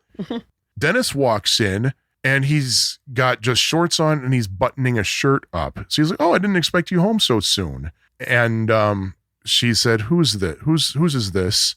And Dennis calls the woman out. I forgot what the name was. It doesn't matter. Doesn't matter. Doesn't matter. Shelley, that was her name. Shelley.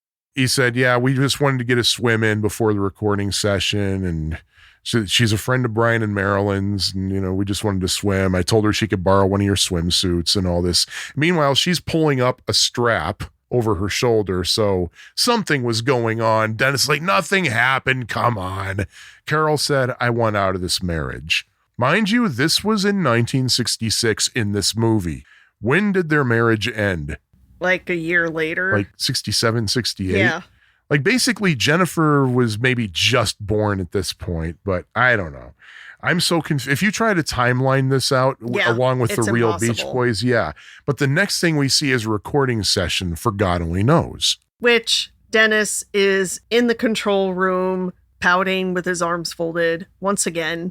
Yeah. So they show in the recording studio, you have Brian, which is correct. Yeah. You have Bruce, which is correct. Yeah. You have Carl, which is correct. You have Mike, which is not correct. That I'll give him a pass, because I don't think we really did it. When did we first realize, wait a minute, Mike's not on this song? I don't know. But the fact is, Mike was not in the recording session for God only knows, and neither was Dennis. No. So he could have been present just to observe, but I don't think he was, though. I don't think he was. But the thing is, he's in the control. I don't think he's pouting because he's not part of the session. He's pouting because his marriage is falling apart. But he's in there with like 4,000 people. Yeah. All in suits. Like, who are these people? Yeah. And one of them says, I don't know about this song. And then Dennis says, well, I do. It's the most beautiful song I've ever heard. And there's the Sonny Bono guy again, and Dennis takes a hit from him this time. Yeah. He's like, you okay, man? Oh, yeah, never better. I'm fine. So something is not going well. Now, okay, now here's something else. This is like, all right, this is not nitpicky. This is real life. They're in the studio. They are not only recording their vocals with the musicians live, but there are clearly two Carl Wilson vocals happening. How? I don't What? know. I don't Come on, know. people. And there are headphones this time, but Carl's holding one of the cans up to his ear. Brian and Bruce both have the headphones on all the way, as does Mike, but who cares? But good grief. Next thing we see that I'm guessing is supposed to be Brian's house, but we know for a fact that it's sometime after June 18th, 1967. How do we know that? This is because they're watching the television and there's a shot of Jimi Hendrix at Monterey, which was it actually Monterey? Yeah. Oh yeah. Okay. That was definitely Monterey. Okay. And I wrote down what you said. This is going to be really bad. And explain why you said that, honey. Well, Schnooky Lumps, the reason I said this is going to be really bad is because I'd seen this movie several times before we watched it. I knew what was going to happen. We were going to hear Jimi Hendrix, and I was doing that with finger quotes, say, "Surf music is dead." Which he totally did not say ever. Especially not at Monterey. And I don't think. Of course, the whole reasoning behind that is Third Stone from the Sun. Yeah. When he says you'll never hear surf music again. And people have to think that everybody is at war with each other. Took it to mean that, like, oh, the music I'm doing is going to shove surf music right out the door. When in actuality, he was addressing the fact that Dick Dale was very ill at the time. He was good friends with Dick Dale and was concerned about him and was afraid, like, Dick Dale's going to die and surf music, we're going to lose the leader of surf music. Yeah, and Dick Dale was at the time, one of the very few cancer cases who survived.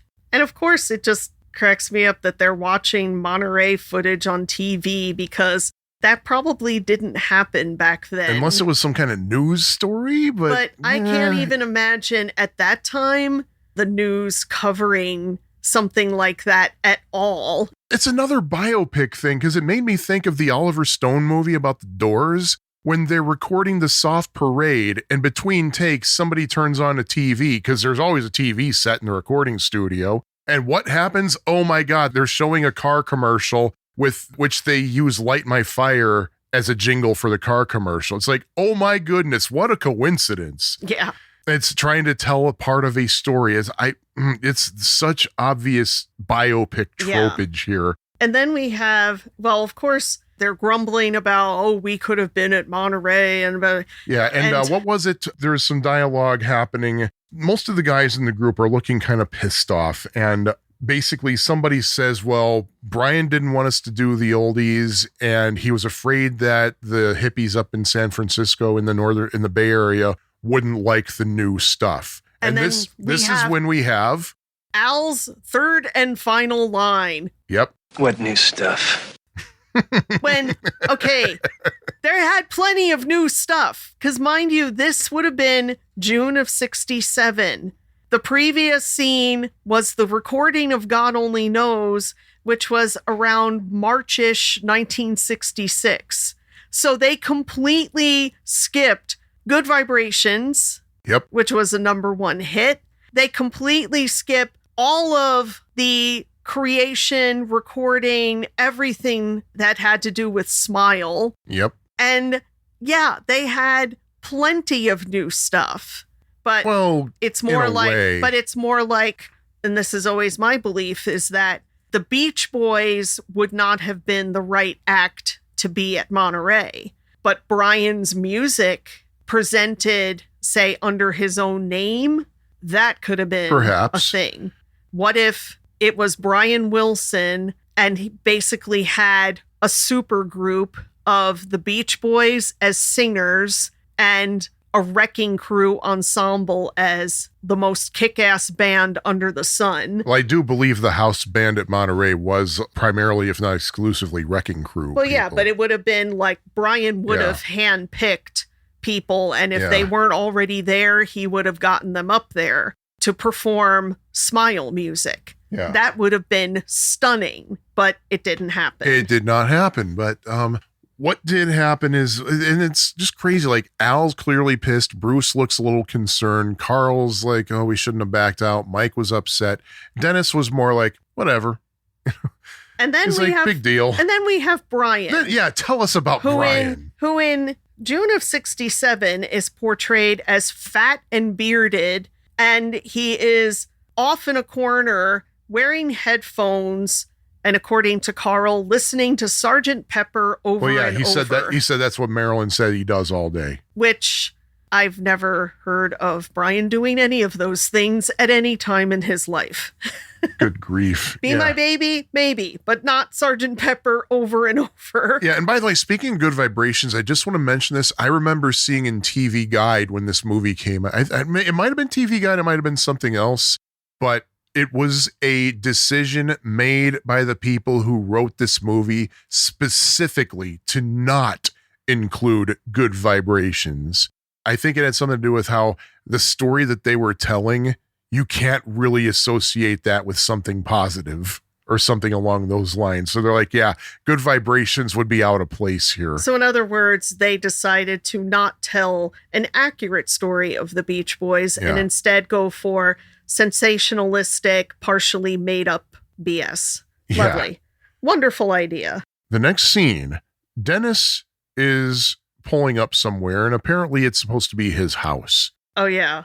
This is the Charles Manson scene that is required of a Beach Boys biopic. And the dude playing Charles Manson seriously looks like he's about 17, and they put a really bad wig and mustache and beard on him. Yeah, the thing is, like, he's real skinny and I don't looks think way too young. And it was obviously trying to look like the post-arrest Charles Manson. I don't think Manson looked like that at the time. Dennis would have known him with the beard and the facial hair and all. I think he was a little bit more clean cut looking at the time. I might be wrong about that.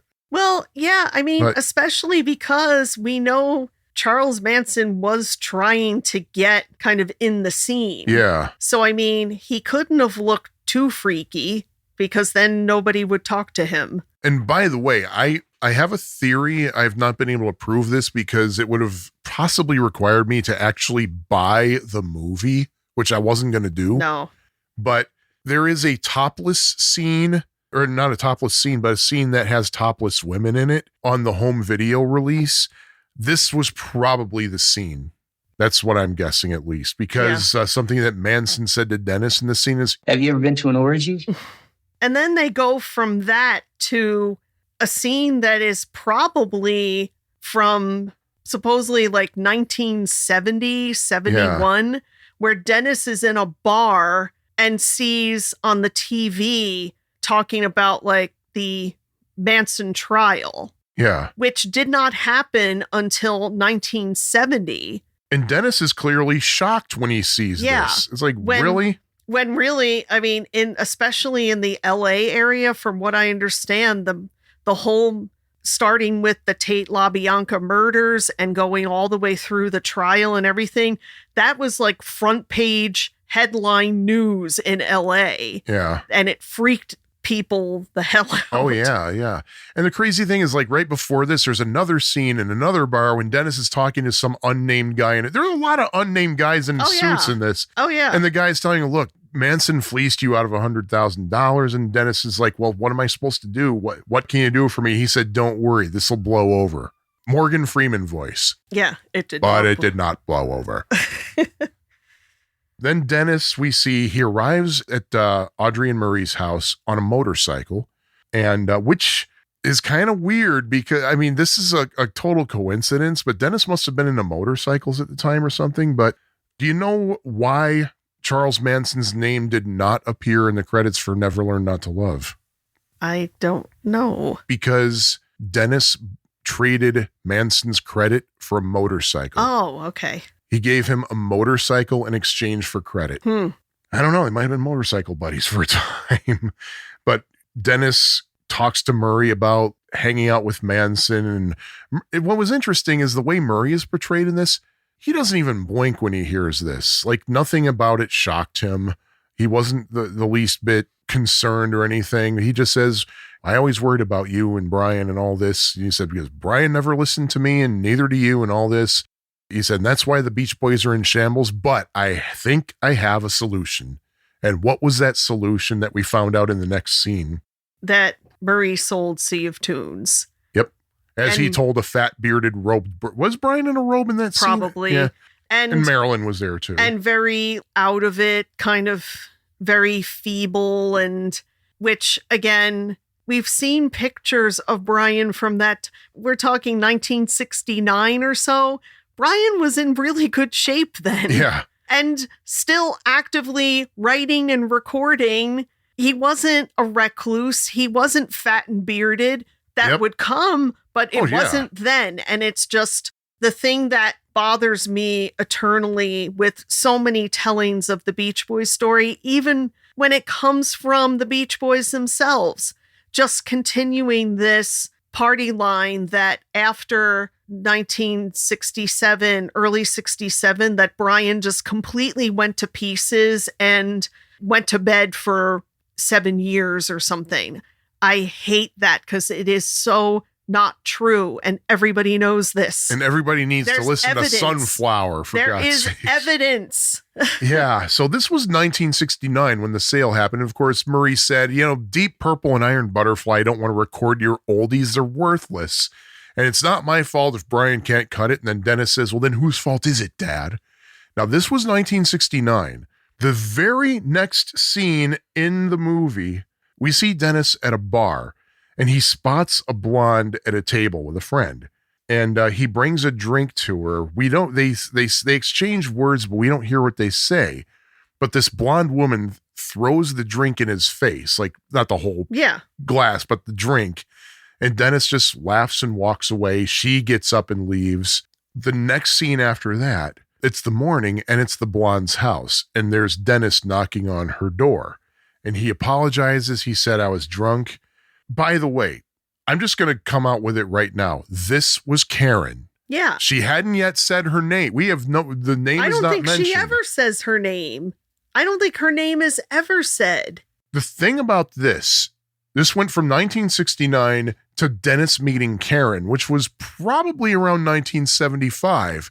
His entire marriage to Barbara from 1970 to 1974. Is not mentioned at all. Well, because with Barbara, he was kind of happy and centered, and they had 2 boys, and that doesn't go with the narrative. And he that wrote they were some telling. really good music at that time. Well, that's when he really came. She was his muse. That's when he really came into his own. Yeah. As a writer and a producer, and really started to spread his wings. I mean, it's beautiful to hear the stuff he recorded at that time. But he shows up at Karen's door. She answers it. He apologizes, said, I was drunk. I'm sorry. I just wanted to get to know you, want to meet you. He said, can I come in?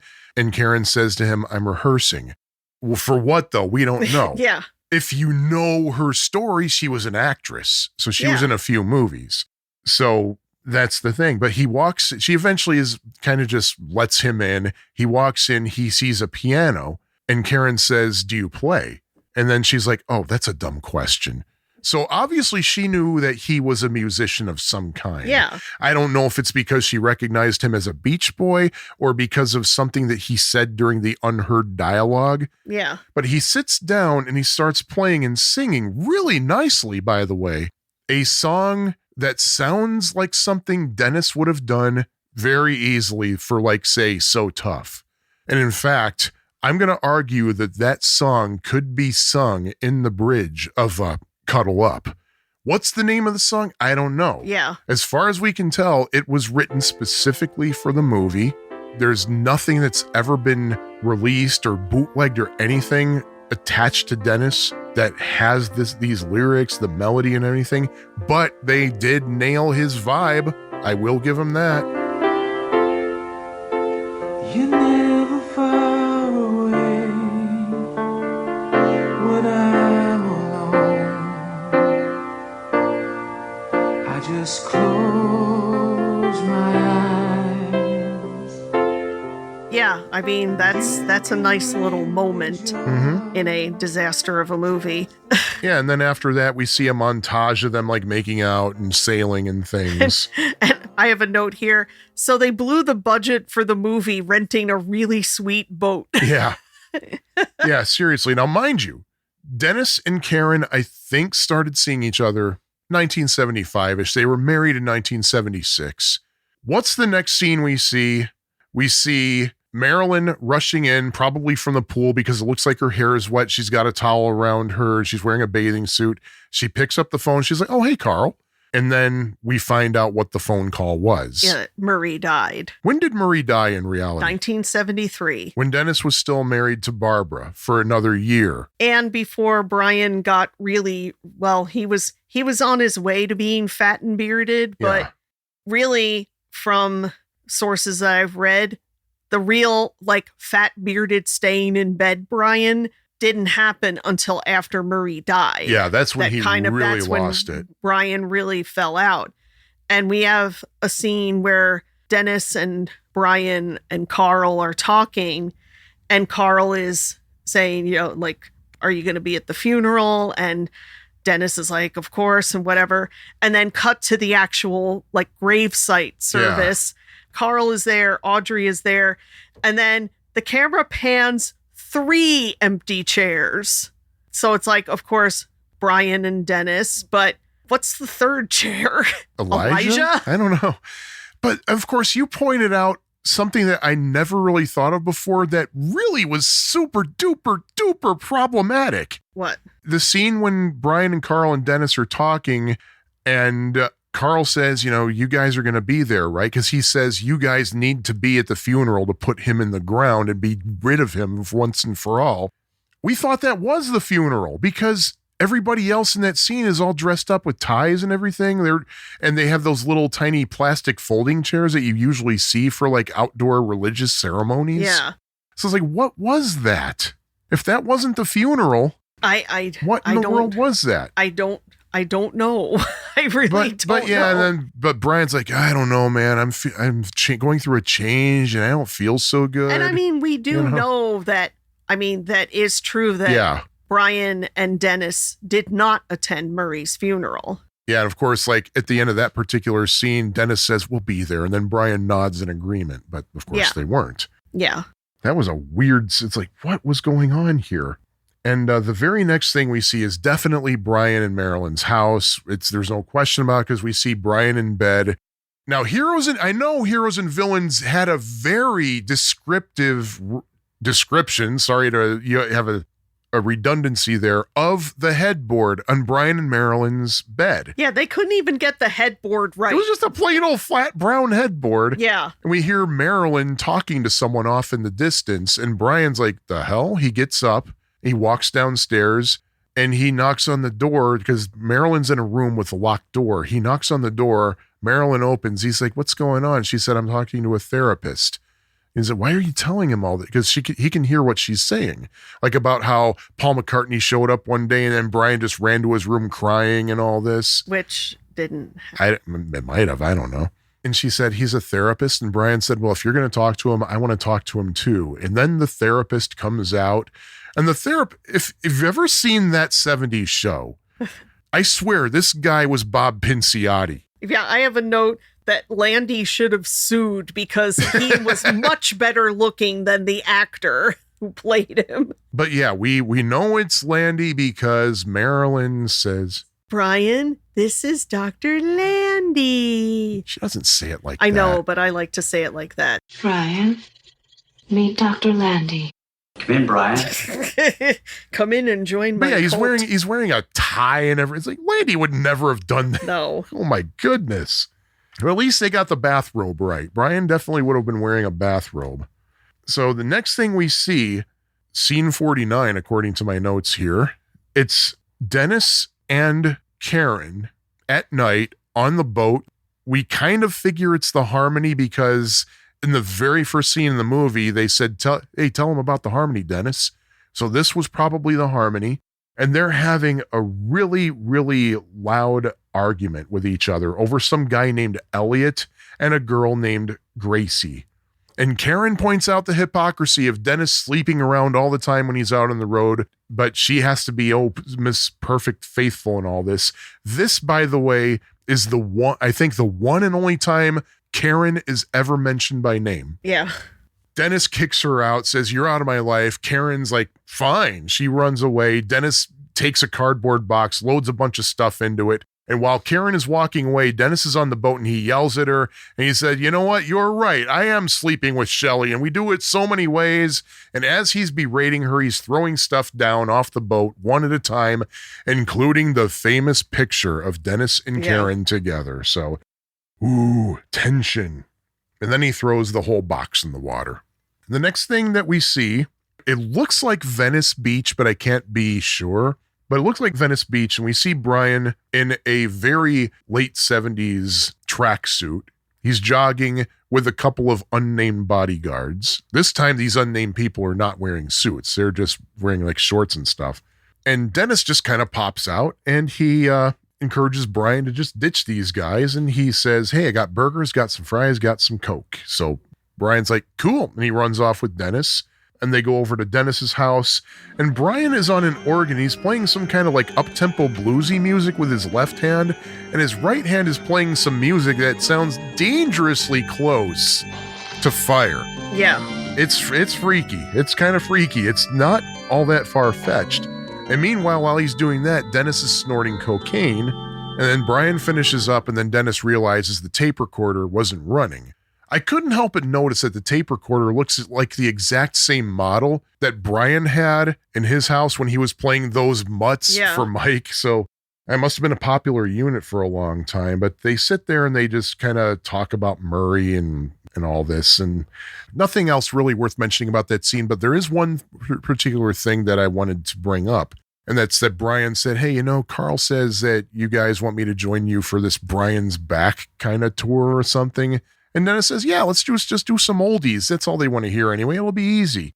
The next thing we see is one of these concerts. Yeah. In a shockingly small looking venue. Yeah, like a little theater because they're playing rock and roll music. Yes. We know for a fact that in 76, they were playing stadiums. They were playing arenas, for God's sakes. But stadiums. Oh, yeah. Like 45,000 people, 60,000 people. I mean, yeah, they weren't playing some dinky little venue. And you noticed something about the wardrobe that I never thought about before. That Mike and Al in particular are dressed the way they were dressed in, say, Good Vibrations in Central Park, which was 5 years earlier. Like kind of dressed like early 70s hippie-ish instead of how they were dressed in 76, which, I mean, I know we've seen film of like Mike wearing a gold sequin jacket with no shirt underneath and white pants, and the other guys, a lot of them are kind of like upscale summer preppy sort of, wearing like bright colored polo shirts or Hawaiian shirts or shorts and things like stuff that looked beachy and upscale and kind of age appropriate. And of course, Carl in his black suit and white shirt. But yeah, they're dressed kind of early 70s. Yeah. And we see Brian in the tracksuit sitting on the stage, lighting a cigarette and not really participating, which didn't happen in the 76 tour, 77. Like, Brian was an active participant. Well, I mean, for what it's worth, they did show him basically getting up from his piano, and then he ran over to the microphone with Mike and sang a couple of things with him. Yeah, but kind of disorganized and crazy. And Dennis and the other drummer they had with him, I don't remember. Would that have been Mike Kowalski at the time? I don't know. But Dennis was clearly not keeping up with the drummer, and Mike was very visibly disturbed by that. Which I don't know. I mean, that just doesn't seem that Dennis would be that unprofessional. I don't think at least so. At that time. I mean, yeah, and the thing is, like, I don't remember who it was. Like, sometimes when they would have a second drummer on stage with them and said, "Oh, Dennis was always great to play with." And Mike, of course, he has blonde hair, but a dark beard. Yeah, and here's a note that I have in this scene, and I quote, "Holy God, Al's beard." Because the colors don't match, and where the beard meets up with the sideburn, different widths. Yeah. Oh my goodness, the colors don't bad. this is really bad, but of course there's a really famous moment in this Oh my scene. God. Oh my Mike God. announces, hey, we're going to take an intermission. We'll be back soon. Then Dennis gets on the mic and says, hey, if you can't get any lewds over at the snack bar, come see me backstage. And of course, the audience cheers and all that. So on the way backstage, Mike says to him, haven't you done enough? You got Brian hooked again, and now you made a drug deal over the microphone. And Dennis said, dude, it was a joke. And then probably the most popular, beloved line in cinematic history Oh my happens. Let's have a recording of that right here. Oh my God. Joke's on you. You're out of the band, Buckwheat. Oh, boy. And again, maybe like later on, there may have been some things, but in 1976, when they were like flying high, they had a hit record on the charts. They were getting all kinds of attention. They Yeah. were selling out stadiums. I don't know what Dennis did at every single show, but again, I can't see him being that unprofessional. And they portray Mike as firing Dennis, which totally did not happen in 1976. Yeah. And Dennis is like, man, can you believe that Mike's trying to kick me out? And then Carl kind of implies that he agrees and says, Dennis, you got to clean up your act. I can't be responsible for you. Which, again, does not... I think Dennis was still, even if he was drinking and taking drugs and stuff at the time, I think he was still able to function, considering that's about when he started on Pacific Ocean Blue and was like he was actually doing stuff. Mm-hmm. A few years later, maybe, but not at that time. Yeah. Next thing we see, we're at the marina. Obviously, the Harmony is being repossessed in that scene. And Dennis is talking to an unnamed friend. It might have been the Sonny Bono guy, but I'm not 100% sure. He's like, dude, didn't you notice that you were falling behind on your payments? And that's pretty much the whole scene there. Then the next scene we see is it's Dennis's house. And there's obviously a big party going on. There's a crap ton of people there. And the same exact music that was playing at the Manson party. Yeah, it's probably the same people. They're still there. Oh, yeah. It's probably, they probably did the same scenes. They just went from 60s clothes to like late 70s clothes. Yeah, that's probably all they did just to save time. All right, cut. Let's go to this other, let's do the party scene from later in the movie. All right, that's perfect. Done.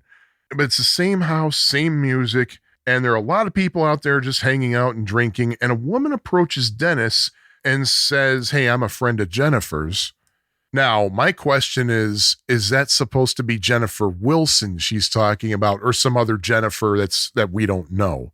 But the next thing she says is, you know my father, but he won't admit that he's my father. And he said, really, who's that? And she said, Mike Love. And you can practically see a light bulb going off over Dennis's head. And he's like, oh, you're baby Sean. And I think in real life, she didn't actually say Mike Love, but she said, you know my dad, his name is Mike. So that was the introduction of baby Sean possibly Love. I don't think it's ever been 100% definitively determined. And at this point, it's probably too late, given that Sean died 22 years ago. Yeah. Almost to the day that we're recording this, by the way. But Dennis says, hey, let's go for a walk on the beach. And then the next scene is Dennis's house, but it's not the same house. It's a much smaller place. And there's an argument between Sean and a drunk, raspy Dennis. And there's an unnamed friend in the scene. There's some guy pouring orange juice into a glass. And it's like, who is this person there while Dennis and Sean are fighting? Yeah. Like, and there's a crib. They're they're arguing physically over a crib with a baby in it. And we find out it's Gage. Because Sean says, well, why don't you divorce me? And Dennis says, because of Gage. And gets all like over dramatic about it. And he accuses Sean of being too hung up with being Mike Love's daughter to be a good mom. And so Sean takes Gage and leaves. And the unnamed friend tells Dennis, let her go. Life's too short. Pours him an orange juice and they clink glasses in a toast or something. Now, I got a feeling that there was supposed to be more than just orange juice in there, because Yeah. I want to say it's in the John Stebbins book, The Real Beach Boy, where he talks about how Dennis would usually have a container of orange juice with him, and orange juice was in quotation marks. So, yeah. And the next scene, Dennis is at a bar. We have so many scenes that begin with Dennis at a bar. Yeah.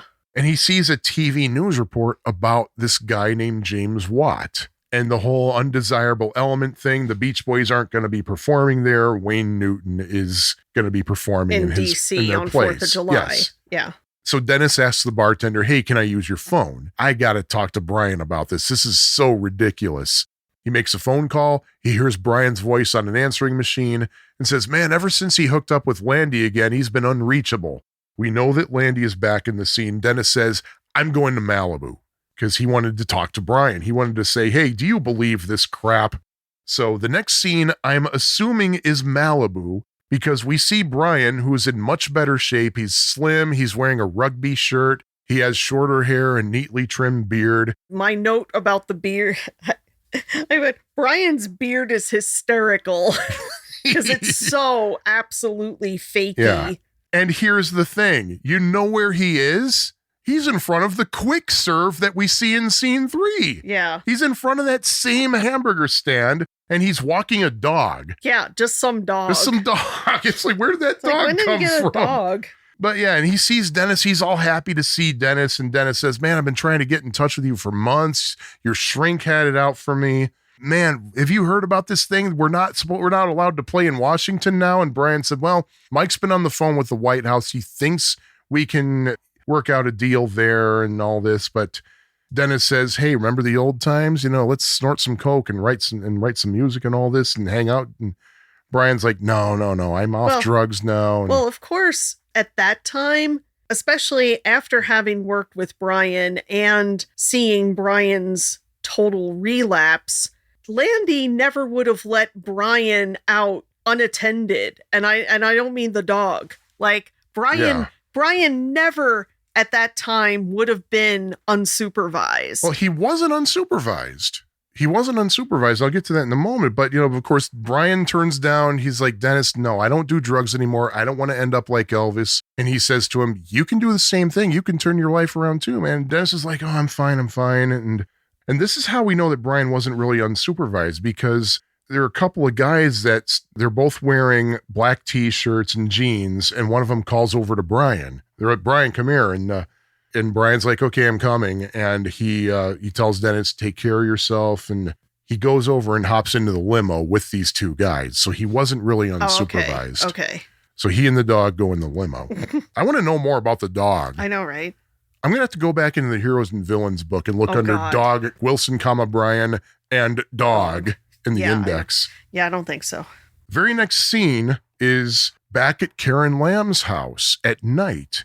Karen's coming home and she sees and hears Dennis at the piano singing that faux Dennis song again. He's got a cigarette hanging out of his mouth. In a very lovely, non-raspy voice. Very nice voice. Which we've seen film footage of Dennis from about that time, because since they couldn't play in DC, they played Atlantic City instead.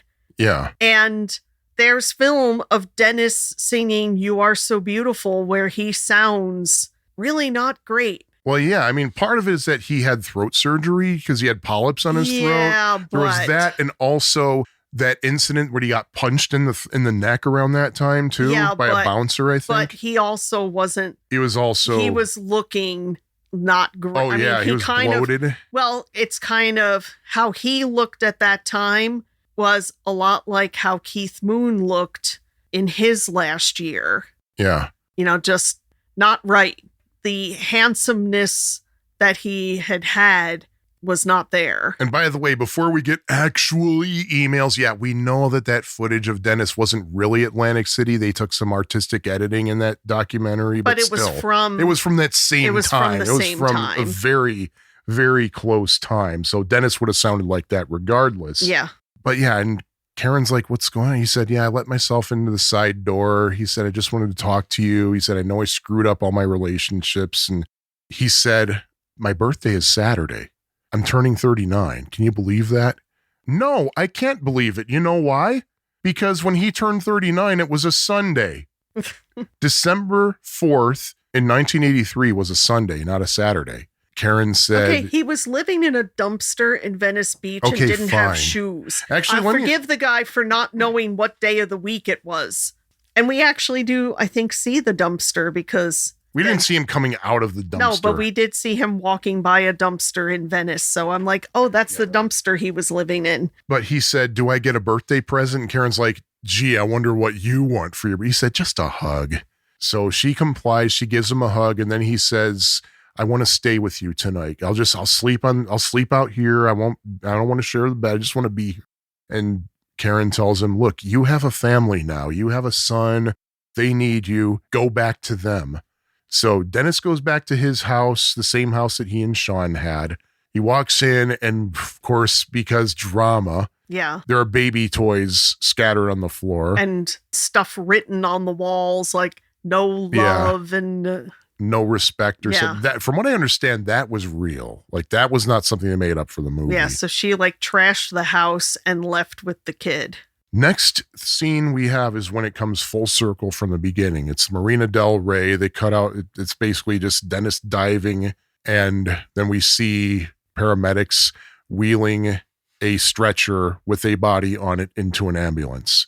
Translation, Dennis is dead. Yeah.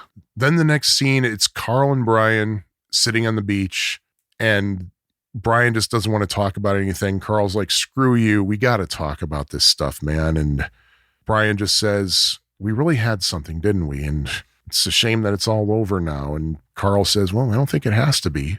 Translation, yes, the Beach Boys are going to continue. Woohoo!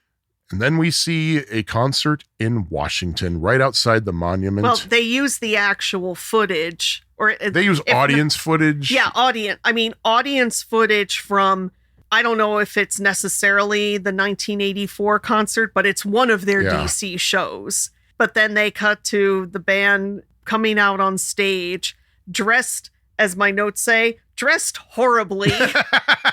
Like, they really look terrible. Oh, boy. And come on, the Beach Boys looking terrible. I mean, considering there is film footage, like, they don't even make an effort to make them look like how they did at that show.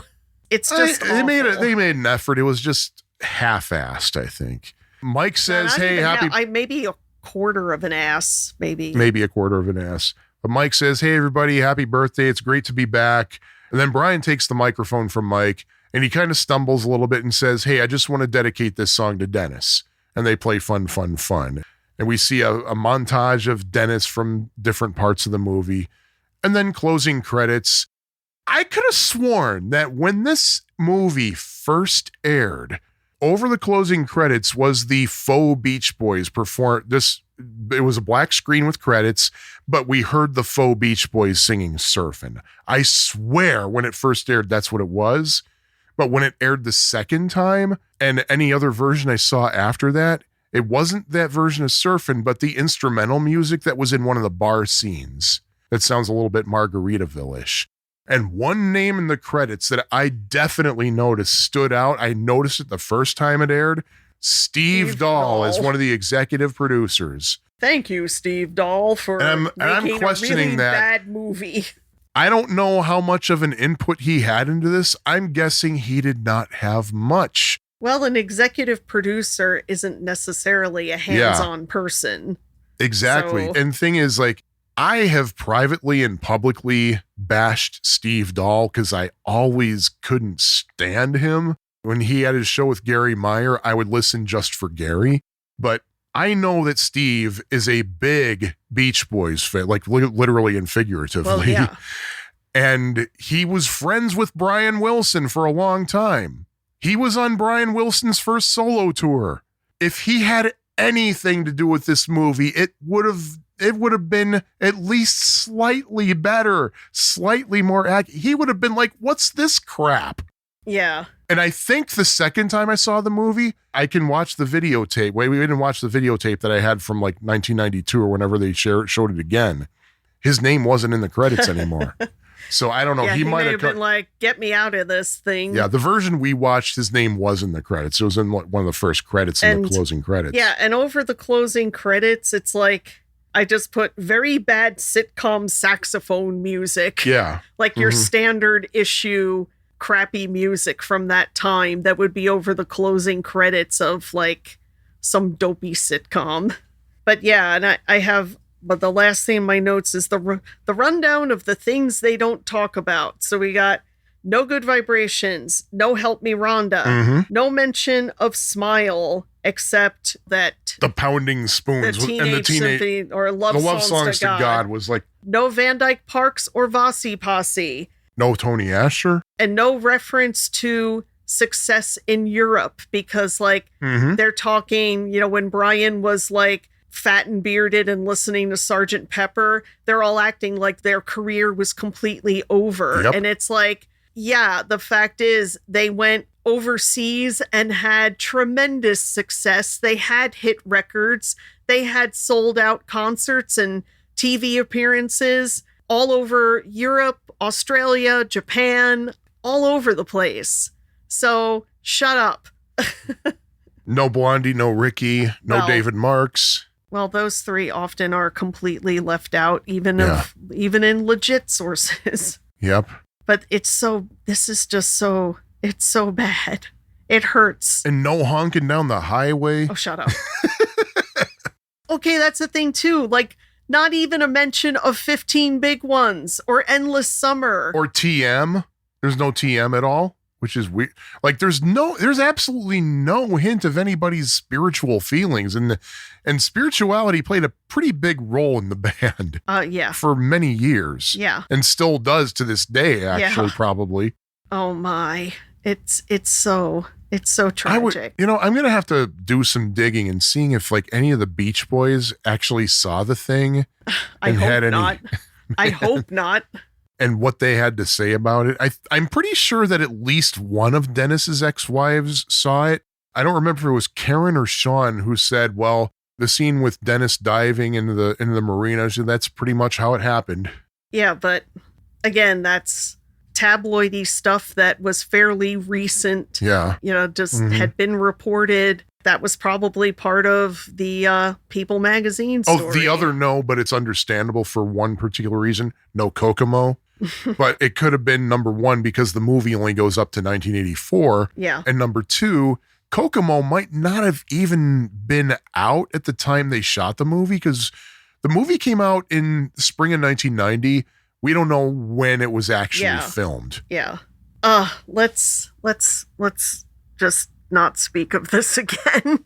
Okay. Yeah. Oh my God. So then we still have to talk about An American Family, but I'm going to need time to deal with that. Yeah. Something I'm going to mention, and I know we're going to mention it again when we do eventually get around to talking about An American Family, is I think it was Entertainment Weekly that said ABC is going to do a movie about the Beach Boys every 10 years until they get it right. Yeah, well, it still hasn't happened. Well, I think that's new ownership happened in ABC since 2000. So, well, you could technically say the Disney documentary, but that wasn't like a film. That was a documentary, but they didn't even get that right because, that should have been more than one episode. Good grief. But anyway, let's. Should we just retire for the day? I need to lie down with like a cool cloth on my forehead.